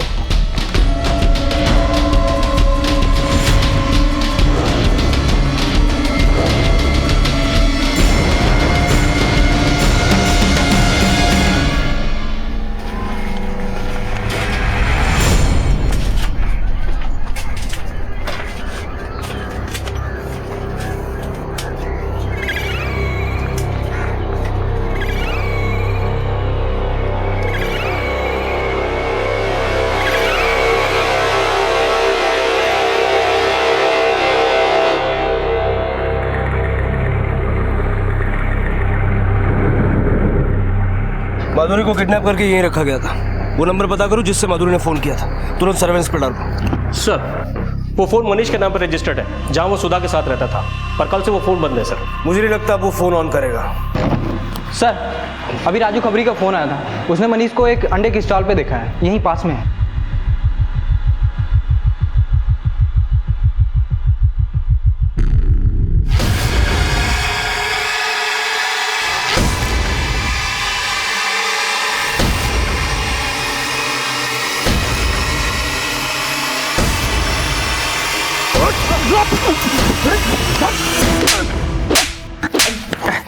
बोल कहाँ है माधुरी, बोल।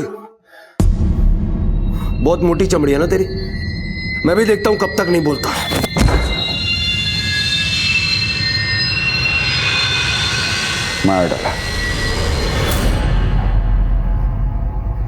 मार डाला हमने माधुरी को।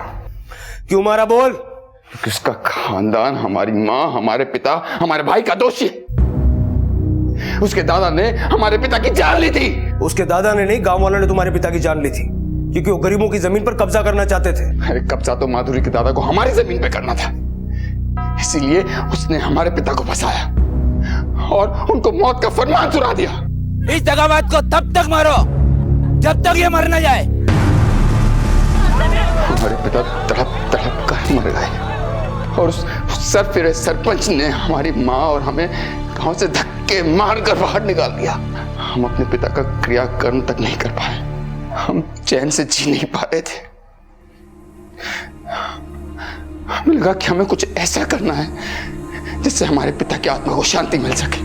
जब उस सरफिरे सरपंच ने हमारी कब्जा की हुई जमीन की बिक्री की, तब हमें उसकी नस्ल का पता चला। हमें देखा कि उसका पूरा परिवार माधुरी की कमाई पे जी रहा है। बस तभी हमने माधुरी को उससे छीनने की ठान ली। पहले हमने माधुरी को प्यार के जाल में फंसाया, फिर शादी करने के लिए उसके भाई को पैसों का झांसा दिया और शादी करके उसे हम वहीं ले गए जहां हम अपने गांव से बेघर होके गए थे। अनमोल, ये कहाँ आ गए हम? अनमोल, अनमोल क्या कर रहे हो? अनमोल छोड़ो मुझे। हम नहीं मानते किसी कानून वानून को। तब कहाँ था आपका कानून? जब हमारे पिता को पीट पीट कर मार दिया गया था, तब कहाँ थे आप? जब उस सरफिरे सरपंच ने हमारे पिता को मौत का फरमान सुनाया। अगर तूने माधुरी को मार दिया था तो जंगल में हमें उसकी लाश क्यों नहीं मिली? तेरे भाई ने उसे किडनैप करके रखा है ना? बोल कहाँ है माधुरी? माधुरी को हमने मार दिया, उसकी लाश कौन जानवर खा गया हमें नहीं पता। और हमारे भाई साहब तो कल ही बाहर निकल चुके हैं। आपको पकड़ना है तो जाके पकड़ लीजिए वहां। माधुरी जिंदा है और उसका भाई भी इंडिया में है, ये हमसे झूठ बोल रहा है।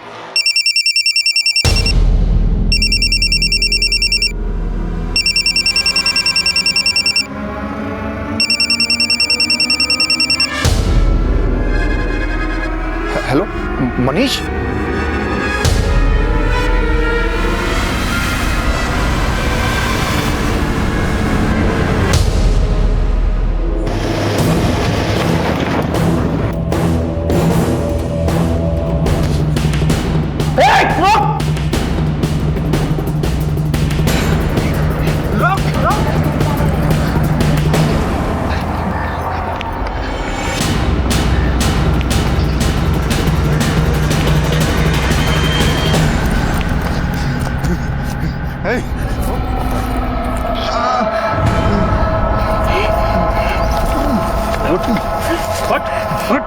माधुरी तुम ठीक हो?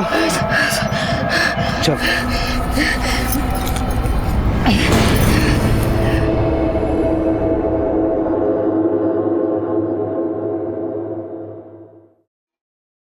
माधुरी, माधुरी बिटिया कैसी?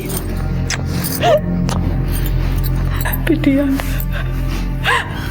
अपने माँ को माफ कर देना, बहुत गलती हुई हमसे। नहीं माँ, हम ही गलत थे।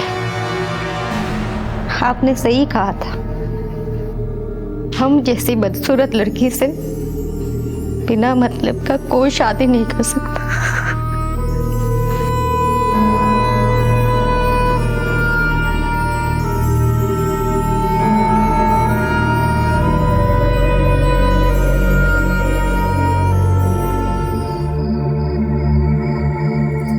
समझ नहीं आ रहा।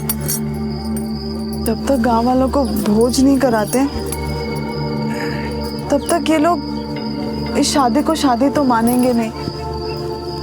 और पूरे गांव को भोज कराने के लिए तो कितने पैसे लग जाएंगे, कहाँ से आएंगे इतने पैसे? देखो गिरिजा, तुम्हें परेशान होने की बिल्कुल जरूरत नहीं है, सब ठीक हो जाएगा। भोज ही कराना है ना, करा देंगे। क्या हुआ? नवल क्या हुआ? तुम्हें कितनी बार कहा है मटके का ठंडा पानी मत पिया करो। रुको मैं पानी लाई। ये लो, पानी पियो। जगत जा, अब विमल भाई साहब को जाके जल्दी से बुला के ला। ठीक है माँ, जल्दी जा। नवल क्या हुआ? चाचा, चाचा। अरे कौन है रे? बापू साहब की तबीयत खराब हो गई चाचा, चलो ना चाचा। तेरी माँ को जो कुछ करना है ना वो खुद कर लेगी, मेरे को छोड़ दो। चाचा। अब ये नवल तो मर गया, पर ये बच्चा तो अब हमेशा के लिए नाजायज की औलाद नहीं कहलाएगा। चलो भाई, चलो 4 लोग कंधा दे दो भाई। जब तक गांव वालों को भोज नहीं मिल जाता तब तक इस शादी को यहाँ कोई नहीं मानता। अरे बद्री जी, पुरानी बातों को भूल जाओ। अरे तेज रात खड़ा क्या है? चल रुको, कोई हाथ नहीं लगाएगा, और तब तक हाथ नहीं लगाएगा जब तक पूरे गांव को भोज ना करा दूं। ये मेरे बच्चे नाजायज नहीं है, मेरा बच्चा है। अब इस चिता को आग तब लगेगी जब मेरे बच्चे को उसका हक मिलेगा। पर गिरजा देख, जाओ यहाँ से, कोई नहीं चाहिए। चलो चलो चलो भाई, चलो चलो चलो। गिरिजा और नवल की शादी राजस्थान के बरौली गांव में एक छोटे से मंदिर में हुई थी, लेकिन गांव की एक रस्म के मुताबिक इस शादी को तब तक सामाजिक मान्यता नहीं मिल सकती थी जब तक पूरे गांव को भोज न करवाया जाए। गिरिजा और नवल की माली हालत खराब होने की वजह से वो शादी के बाद गांव का भोज नहीं करवा सके, और इसी वजह से गांव में उनका ये रिश्ता और बच्चा नाजायज माना जाने लगा। गिरिजा की हिम्मत और जज्बा काबिले तारीफ था। नवल के अंतिम संस्कार के साथ शायद गिरजा को नवल की विधवा कहलाने और अपने बच्चे को जायज कहलाने के हक की भी आहुति देनी पड़ती, इसलिए उसने फैसला किया नवल के मृत शरीर के साथ सामाजिक शादी करके पूरे गांव को भोज खिलाने का। आखिर कैसी रस्म थी जिसमें 2 इंसानों के रिश्ते की पहचान पूरे गांव को एक वक्त का भोज खिलाने पर टिकी हुई थी।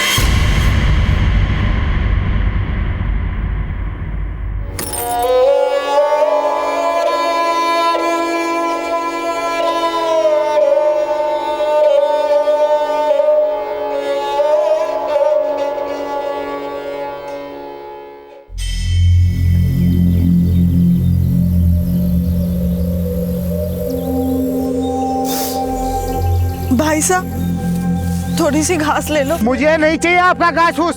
थोड़ी सी ले लो भाई साहब। नहीं नहीं, मुझे नहीं चाहिए, आप ले जाओ। थारे तानी अंडे कोई काम धंधो को ने भाग हटा सु, दोबारा मत आज काम मांगवा, निकले यहाँ से।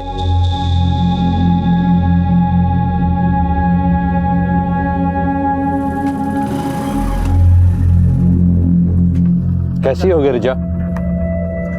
शिवराम बता रहा था कि तुम काम ढूंढ रही हो। देखो गिरजा, मैं तुम्हारी मजबूरियों को समझता ही नहीं, उनका निवारण भी है मेरे पास। बस एक छोटी सी शर्त है। क्या मतलब? शर्त ये कि तुम मुझे समझो और मैं तुम्हें। ये क्या कह रहे हैं आप? अरे वही कह रहा हूं जो तुम समझ रही हो। हैं? सुहागन तुम्हें बनना है और सुहागरात मुझे मनानी है। चलता हूं गिरजा।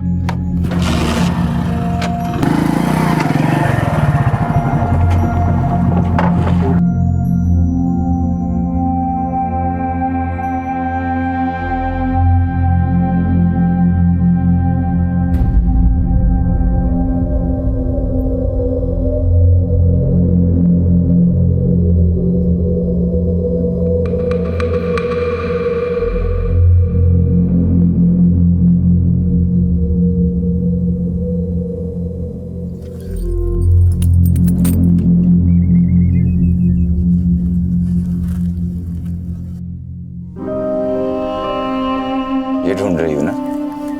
हाँ, पर तुम्हें कैसे पता? मुझे पता है तुम इसे लगाए बिना बाहर जाती नहीं हो।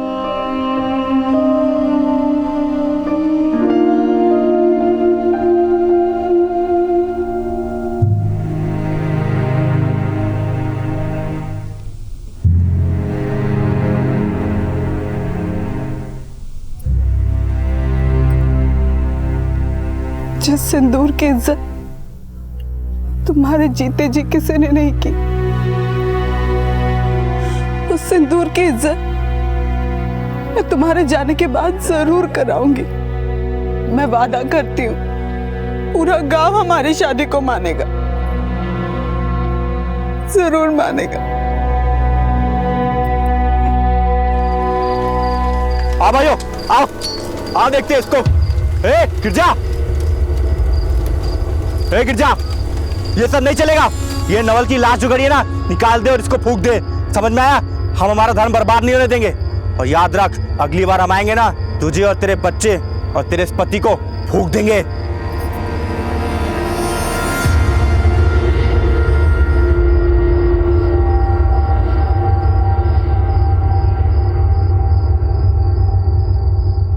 तुम्हें परेशान होने की बिल्कुल जरूरत नहीं। भोज ही कराना है ना, करा देंगे।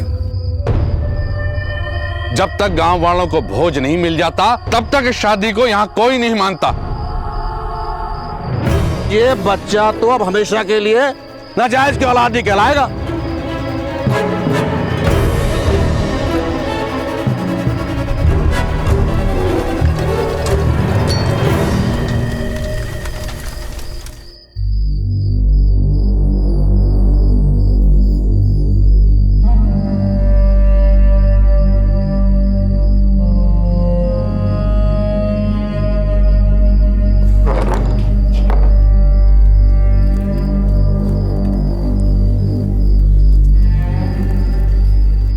रात में मुझे 50,000 रुपए चाहिए।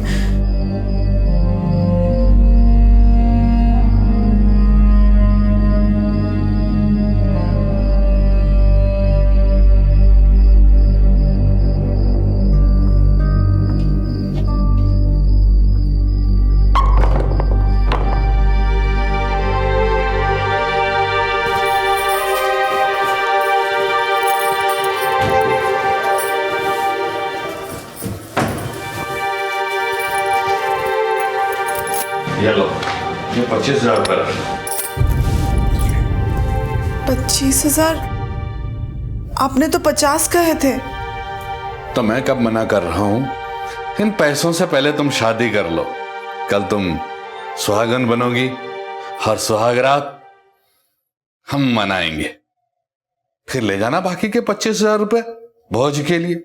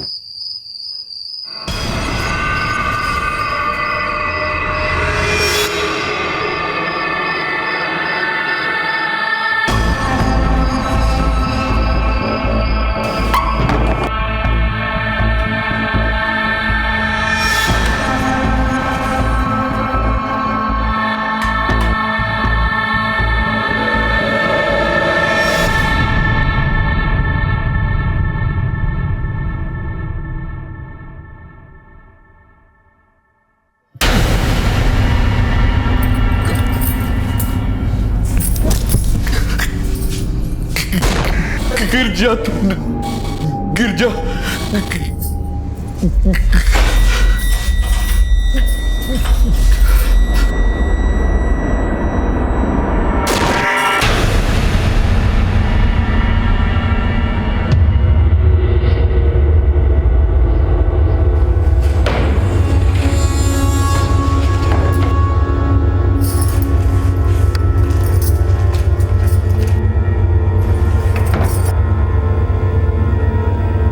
बापू सर, बापू सर, बापू साहब, बापू साहब, बापू साहब, बापू साहब।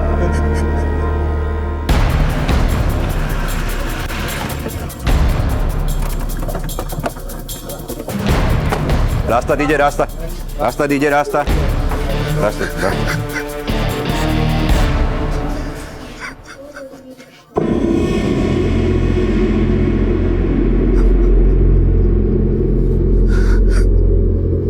हम रूम के अंदर आए सर तो देखे बापू साहब नहीं रहे। साहब जैसे ही ये सब हुआ हमने जैम्बे हॉस्पिटल फोन करके डॉक्टर साहब को बुलवाया।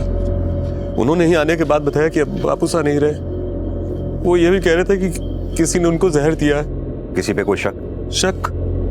हमें पूरा यकीन है सर। नवल की बीवी गिरजा करा कराया ये सब करके भागते हुए देखा था हमने उसको यहाँ से।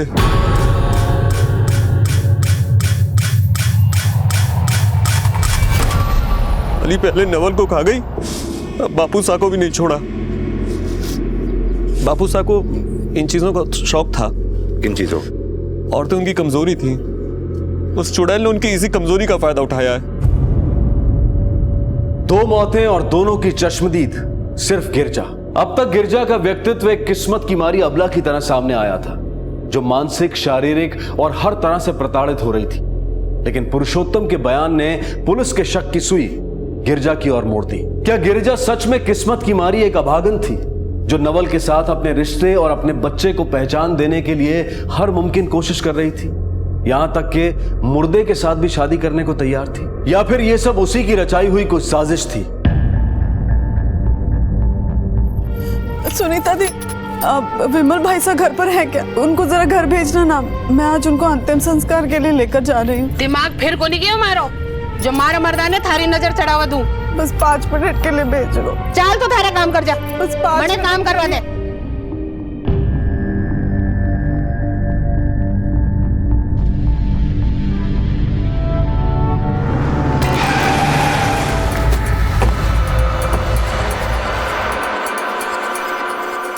अब तुम्हें 4 कंधे तलाशने की कोई जरूरत नहीं है गिरजा, क्योंकि लाश अब शमशान नहीं, जांच के लिए हमारे साथ जाएगी।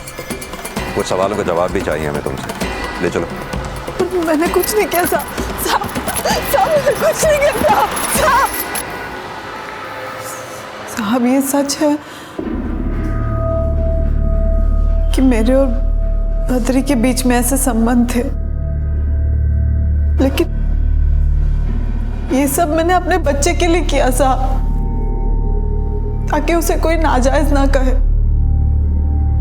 मैं तो बस नवल से शादी करके गाँव वालों को भोज खिलाने के लिए जो पैसे लगने वाले हैं उसके इंतजाम में लगी थी साहब। इसी बीच मुझे बद्री ने कहा कि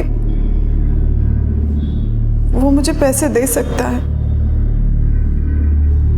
बस मैंने उसे नहीं मारा साहब। अच्छा चलो गिरजा, हम तुम्हारी इस कहानी पर भरोसा कर लेते, लेकिन तुम्हारे पति नवल और बद्री के मौत के बीच में इतनी समानता कैसे?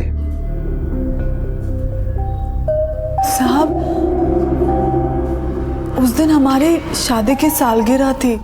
नवल काम से घर पर आया, जगत के साथ खेल रहा था। जगत, पानी पियो। जगत, जगत, जगत जा, विमल भाई साहब को जाके जल्दी जल्दी से बुला के ला। ठीक है माँ, जल्दी जा। नवल क्या हुआ? नवल, नवल, नवल, नवल, नवल।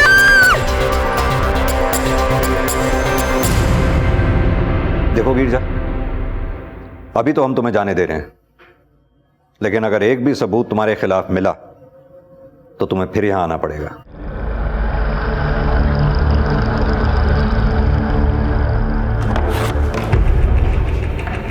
सर, बद्री के पोस्टमार्टम रिपोर्ट्स आ चुके हैं। रिपोर्ट्स के मुताबिक उसकी मौत हार्ट अटैक से हुई थी, लेकिन रिपोर्ट्स में यह भी कहा गया है कि हार्ट अटैक से पहले उसके शरीर में हुई ऑक्सीजन की कमी किसी जहर की वजह से हुई थी। जहर? यस सर, आर्सेनिक यानी कि सांख्या। इस जहर की वजह से शरीर में तेजी से ऑक्सीजन की कमी होती है। डॉक्टर्स ने यह भी कहा है कि मरते वक्त बद्री ने काफी ज्यादा अल्कोहल कंज्यूम कर रखा था। कहीं ऐसा तो नहीं कि गिरजा ने ही वो जहर शराब में डालकर उसे दिया हो? एक काम करो, नवल की पोस्टमार्टम रिपोर्ट को स्पेशली चेक करने को कहो। पता करो ये जहर उसकी बॉडी में भी था या नहीं। सर, तब तक गिरजा को अरेस्ट कर उससे अच्छे से पूछताछ करें। नहीं जाहिद, गिरजा एक अनपढ़ औरत है।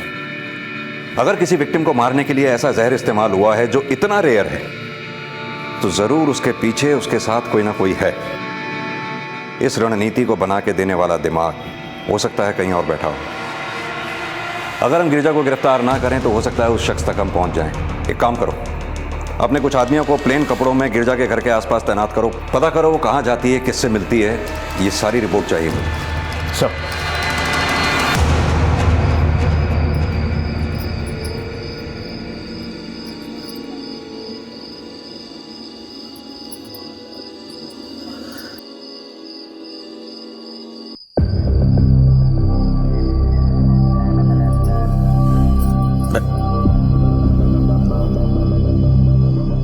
देख गिरजा, गांव वाले नहीं मानेंगे जब तक उनके पेट में भोज का खाना नहीं पहुंचेगा।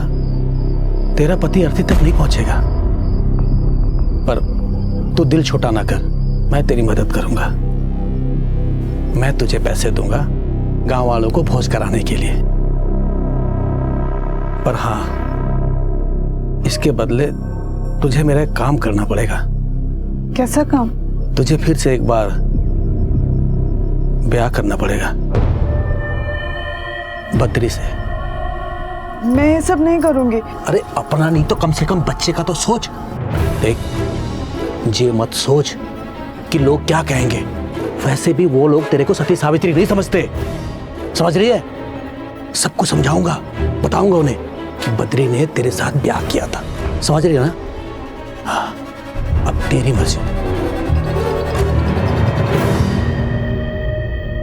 सरपंच जी, बद्री ने मुझे बताया था कि वो गिरजा को बहुत चाहता है, और बद्री और गिरजा के संबंध कैसे थे ये पूरा गांव जानता है। अगर सरपंच जी मेरी गवाही से काम न चले तो मेरे पास पेश करने के लिए सबूत भी है। मुखिया जी, सबूत है तो सबूत पेश करो। हाँ, ये लीजिए।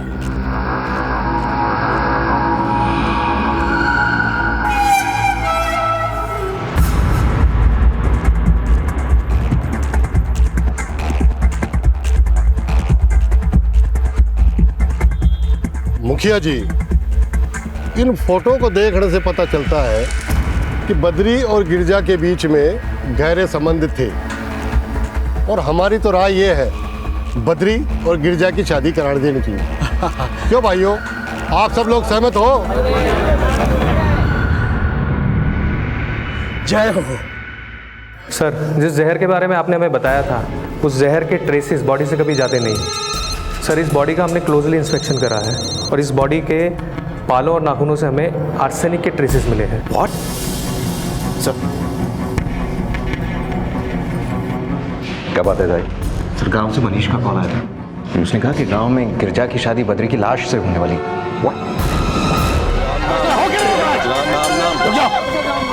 पुरुषोत्तम, अर्थी ने नीचे रख। ये पंचायत का हुक्म है, बद्री और गिरजा का ब्याह होएगा। अर्थी उठ चुकी है, वापस जमीन पर नहीं रखी जा सकती। अरे कैसे नहीं रखी जा सकती?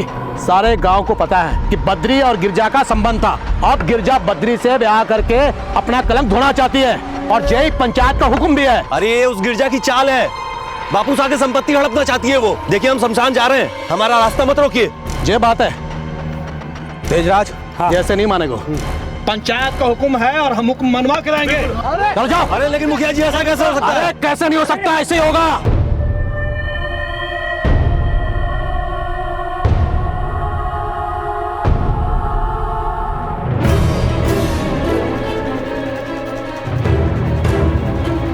तेजराज, बद्री के हाथ से गिरजा के मांग में सिंदूर बढ़वा।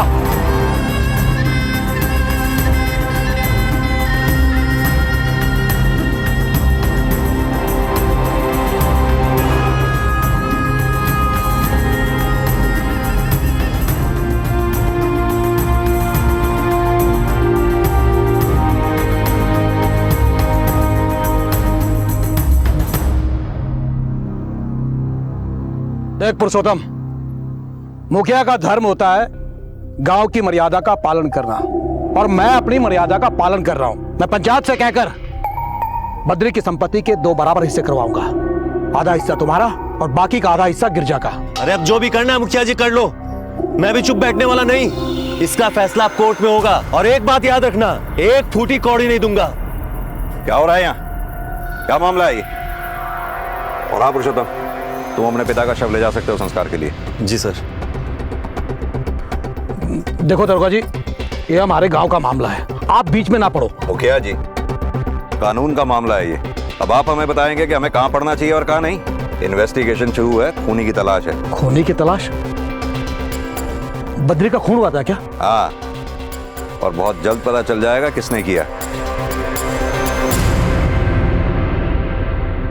इस गांव में रिश्तों और प्रथाओं के नाम पर एक घिनौना मजाक चल रहा था। गिरजा की शादी फिर से एक मृत व्यक्ति के साथ होने वाली थी, और इस शादी के बदले में जो सौदा गिरिजा के साथ किया गया था, वो सौदा था लोभ और लालच का। और इन सब के बीच बड़ा सवाल यह था कि नवल और बद्री के शरीर में यह जहर आया कैसे।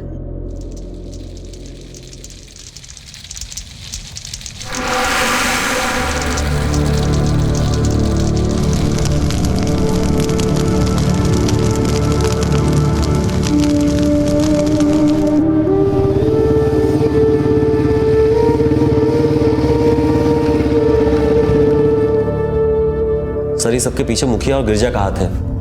बापू साहब जमींदार थे हमारे, बहुत पैसा था उनके पास, सबकी नजर उनके पैसे पे थी। ये मुखिया की चाल है सर। उसने गिरजा का इस्तेमाल करके उसकी मदद से हमारे बापू साहब को मार डाला। चल भाई, सीधा लेके जा। हाँ, एक एक इंच नापनी है, इधर सुधार नहीं होना चाहिए। रुक जा रुक जा रुक जा भाई, रुक जा। 60 मीटर।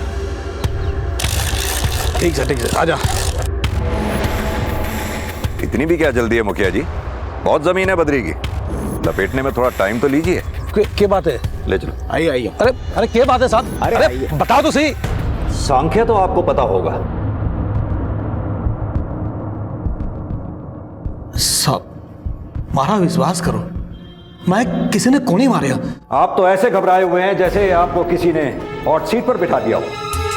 मैंने आपसे एक आसान सा सवाल पूछा था, जिसका एक आसान सा जवाब देना था आपको। खैर, फिलहाल तो आपकी हालत ऐसी हो रही है जैसे चोर की चोरी पकड़े जाने के बाद होती है। माजरा क्या है? साहब मैं बोले ना कि मारा विश्वास करो, मैं किसी ने को नहीं मारा साहब। ये पुरुषोत्तम मने फंसा रहा है साहब। अरे जीते जी तो बद्री से उसकी कोनी बनी, और मरने के बाद मगरमच्छ के आंसू बहा रहा है साहब। पुरुषोत्तम ने डर था कि बद्री सारे पैसे लुटा देगा। देखो साहब, मैं तो गांव का मुखिया होने के नाते गिरजा की मदद कर रहा था, उसकी मदद की है मैंने, गिरजा को उसका हक दिलाया साहब मैंने।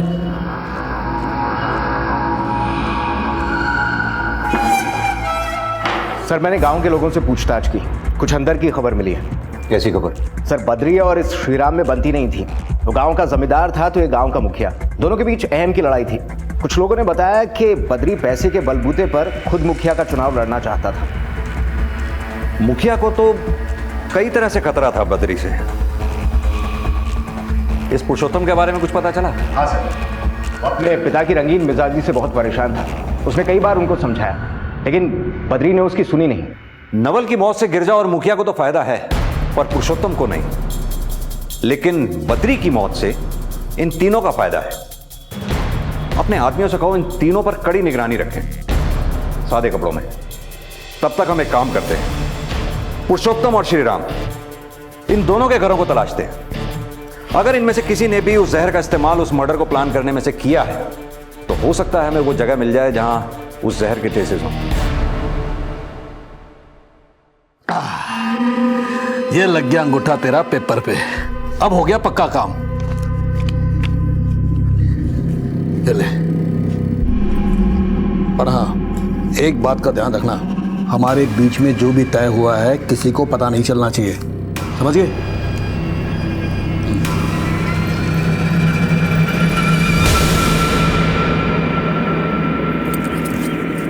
ए जगत, आजा यहाँ आजा। हाँ, भोजन तैयार है, तू जाकर सबको बुला ला। हाँ, जा जा जा भाग।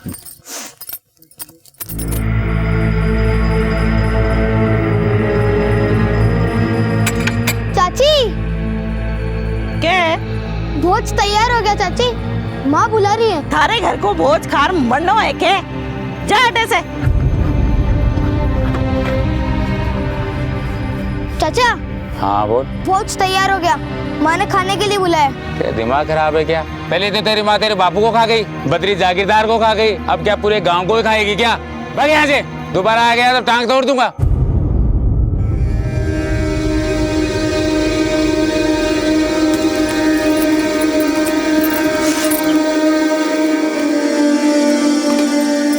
क्या हुआ जगत? सब कहाँ है? जगत सब बोले आपने बाबू साहब को मार दिया, भद्री चाचा को भी मार दिया, उन्होंने मुझे भगा दिया उनके घर से। अच्छा, वो लोग मुझे बोले ना, तुझे कोई कुछ नहीं बोलेगा। आजा आजा, मैं तुझे खिला दूं, आजा। नहीं खाना मुझे खाना, तुम खा लो।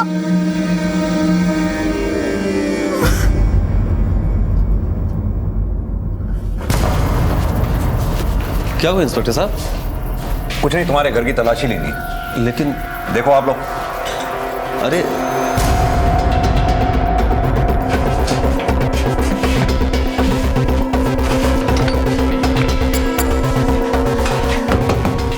ये डब्बा क्या? ये बापू साहब का कुछ सामान है। निकालो इसे।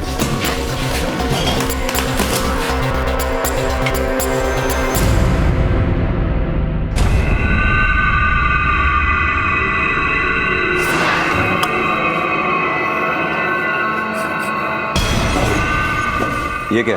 सर ये पान डिब्बा है, इसमें वो अपने पान रखा करते थे और ये हमेशा उन्हीं के साथ रहता था। अभी हमारे पास रहेगा जी।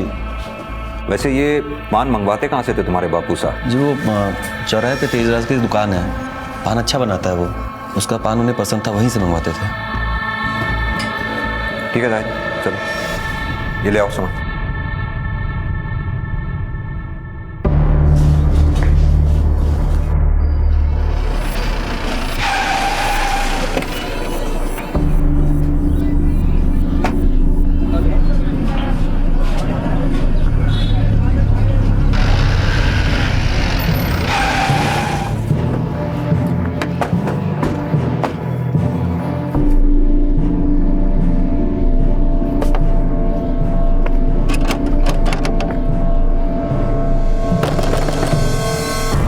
दरवाजा अंदर से बंद है। एक काम करो साहिब, दरवाजा तोड़ो। इसके मुंह से तो झाग निकल रहा है, जरूर इसे भी जहर देके मारा गया हो। बॉडी को पोस्टमार्टम के लिए भेजो। Yes sir.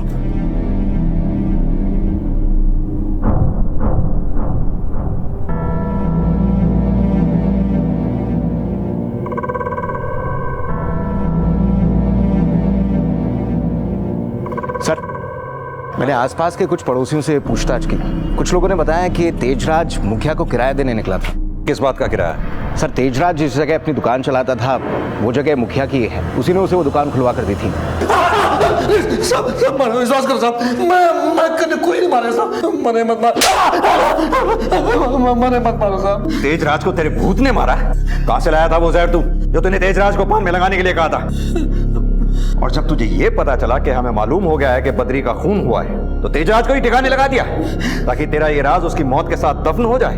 साहब हमारा विश्वास करो साहब, मैं किसी ने कोई जहर को नहीं दिया साहब, और ना ही किसी को मारने के पीछे मारा कोई हाथ है साहब। ये बात मुझे जरूर पता थी साहब कि तेजराज ही बद्री ने पान खिलाया करता था, और साहब मैंने बिल्कुल भी बताया को नहीं, कुछ भी पता नहीं साहब जी कि वो जहर तेजराज ने कहाँ से मिला और किसके कहने पर उसने बद्री को जहर दिया साहब, मुझे कोई नहीं पता साहब। हमने तेरे कॉल रिकॉर्ड्स चेक किए। तूने सुबह सुबह तेजराज को कॉल किया था ना? क्या बात की थी उससे? क्या बात की थी उससे?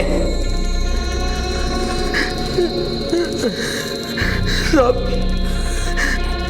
तेजराज ने पूरे गांव की खबर रहती थी साहब। मैंने उसे फोन किया था साहब ये जानने के लिए कि गांव में कोई नई खबर है या नहीं साहब। उसने मुझे बताया कि इस सब के पीछे वो गिरजा कहाँ पे साहब।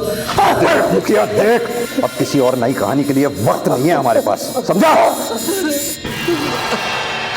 सब कहानी नहीं है साहब, बिल्कुल सच कह रहे हो साहब। उसने मैंने बताया कि उस रात नवल जिस रात मारा वो पान लेकर गया था तेजराज की दुकान से। और तेजराज भाई एक हमारा वाला पान बनाना। ये क्या है? अरे भाई इसमें किए थे पलंग तोड़ पान। पलंग तोड़ पान? साला शादी की सालगिरह आज मेरी है और मैं इतना थक चुका हूँ कि एक ढेला भी नहीं ला सकता। अरे तो इसे ले जाओ ना यार, वैसे तोहफा है भाभी जी का, पर काम तुम्हारे आएगा। लेकिन तुमने तो किसी और के लिए बनाया होगा। अरे वो बद्री जी के लिए बनाया था, तुम ले जाओ मैं देख लूंगा। ठीक है तेजराज। और साहब उसी रात नवल मर गया और हाँ फिर दूसरे दिन उसकी बीबी वो पान का डब्बा भी दे आई साहब। डब्बे से जहर के ट्रेसेस तो मिले ही थे। एक काम करो जाहिद, एक टीम को साथ ले जाओ और गिरजा को फौरन थाने ले आओ। वक्त आ गया उसके पेट से भी राज बाहर निकाले जाए। और हाँ, श्री राम को तब तक बिल्कुल मत छोड़ना। जी।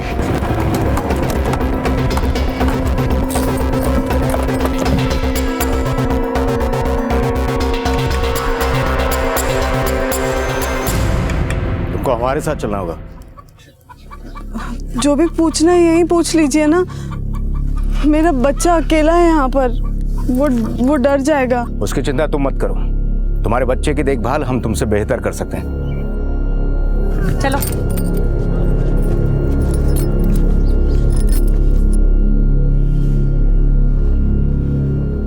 हाँ साहब,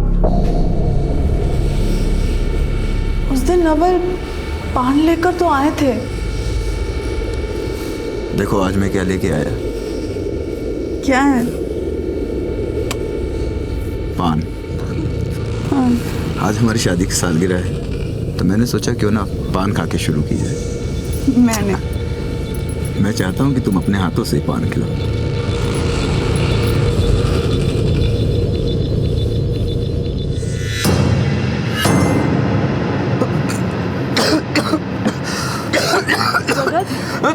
पानी पियो जगत।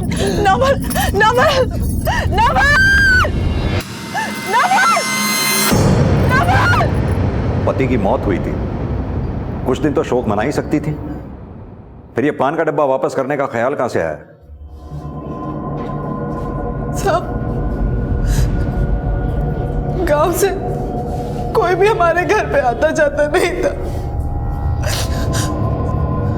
सब हमारे बच्चे को नाजायज कहते थे। हमने क्या क्या दिन देखे हैं बस हम लोगों को पता है साहब। इसीलिए मैंने तुरंत उस डिब्बे को पान वाले के पास दे आई। जाहिद, श्रीराम और गिरजा की कहानियां जरूर अलग अलग हैं, पर मंजिल एक ही है, तेजराज पनवाड़ी। ये जरूर दोनों हमसे कुछ ना कुछ छुपा रहे हैं। नहीं चाहते कि हम तेजराज तक पहुंचे ताकि इस मौत के रास्ते पे पर्दा पड़ा रहे। सर ये तेजराज के यहाँ जितने लोग पान खाने वाले आते हैं, अगर उन सबसे पूछताछ की जाए तो? Great idea. एक एक से पूछताछ करते हैं कि नवल और बद्री के साथ जो कुछ भी हुआ, ऐसा पहले भी कुछ हुआ है या नहीं।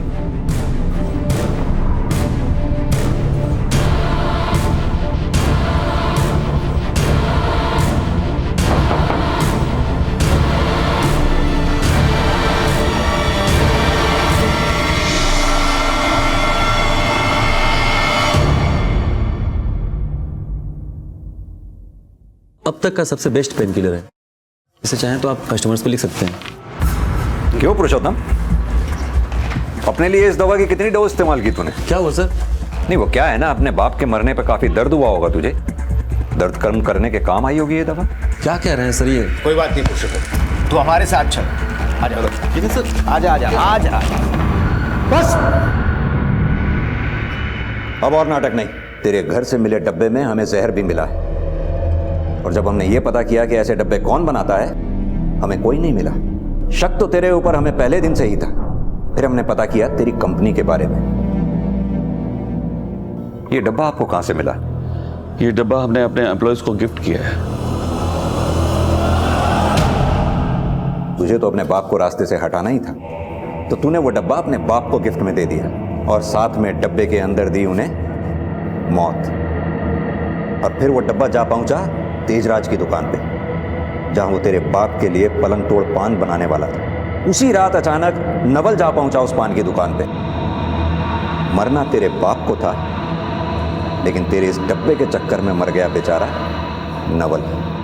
और उसके बाद तूने थोड़ा वक्त लिया, सही मौका देख अपने बाप का काम तमाम कर दिया। तुझे पता था कि गिरजा को आसानी से बलि का बकरा बनाया जा सकता है, और ऐसा हुआ भी।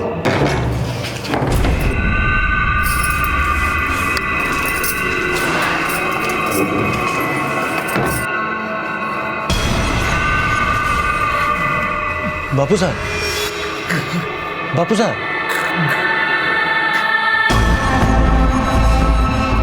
बापू साहब,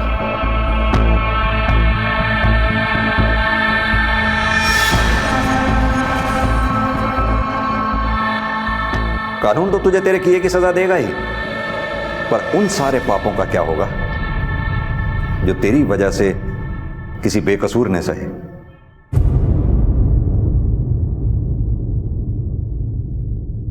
आखिरकार सच सामने आया। गिरिजा के पति की लाश को उसके बेटे ने आग दी, और इस सब में गांव वालों ने भी उसका साथ दिया। पुरुषोत्तम और मुखिया अपने किए की सजा जेल की सलाखों के पीछे काट रहे हैं। मनुष्य ने जीवन को बेहतर तरीके से जीने के लिए समाज की रचना की, और इस समाज को चलाने के लिए उसने कुछ नियमों को बनाया। ये सभी कुछ ये सोचकर किया गया था कि मनुष्य खुशहाल जिंदगी जी सके, एक दूसरे के सुख दुख में काम आ सके। लेकिन वक्त के साथ कुछ लोगों ने इन नियमों का दुरुपयोग करना शुरू कर दिया और एक दूसरे के दुख का कारण बन गए। इस केस में पूरा गांव एक परंपरा को लेकर गलत धारणा बना चुका था। भोज यानी कि लोगों को शादी के बाद खाना खिलाने की परंपरा, और यह परंपरा इस गांव के लिए एक हथकंडा बन चुकी थी उन लोगों को परेशान करने के लिए जिनकी माली हालत इतनी अच्छी नहीं थी कि वो पूरे गांव का भोज करवा सके। उन्हें मानसिक रूप से प्रताड़ित किया जाता था, उनके रिश्ते को अवैध बताया जाता था, जबकि ये सरासर गलत है। पुरुषोत्तम लालच के मारे अपने ही पिता को मारने की ठान चुका था, और उसे पता था कि इस सब में गिरिजा को फंसाकर अपने आप को कानून के फंदे से दूर रखना उसके लिए आसान होगा। और शायद वो ये भूल गया था कि क्राइम नेवर पेस। अब मैं अनूप सोनी आपसे विदा लेता हूं, फिर मुलाकात होगी अगले एपिसोड में एक और चौंका देने वाले केस के साथ। तब तक अपना और अपने परिवार का ख्याल रखें और देखते रहें क्राइम पेट्रोल डायल 100। सबक एक को सीख हम सबको। जय। क्राइम पेट्रोल के और भी दिलचस्प कहानी देखने के लिए हमारे चैनल को सब्सक्राइब करें और बेल आइकॉन दबाना न भूलें।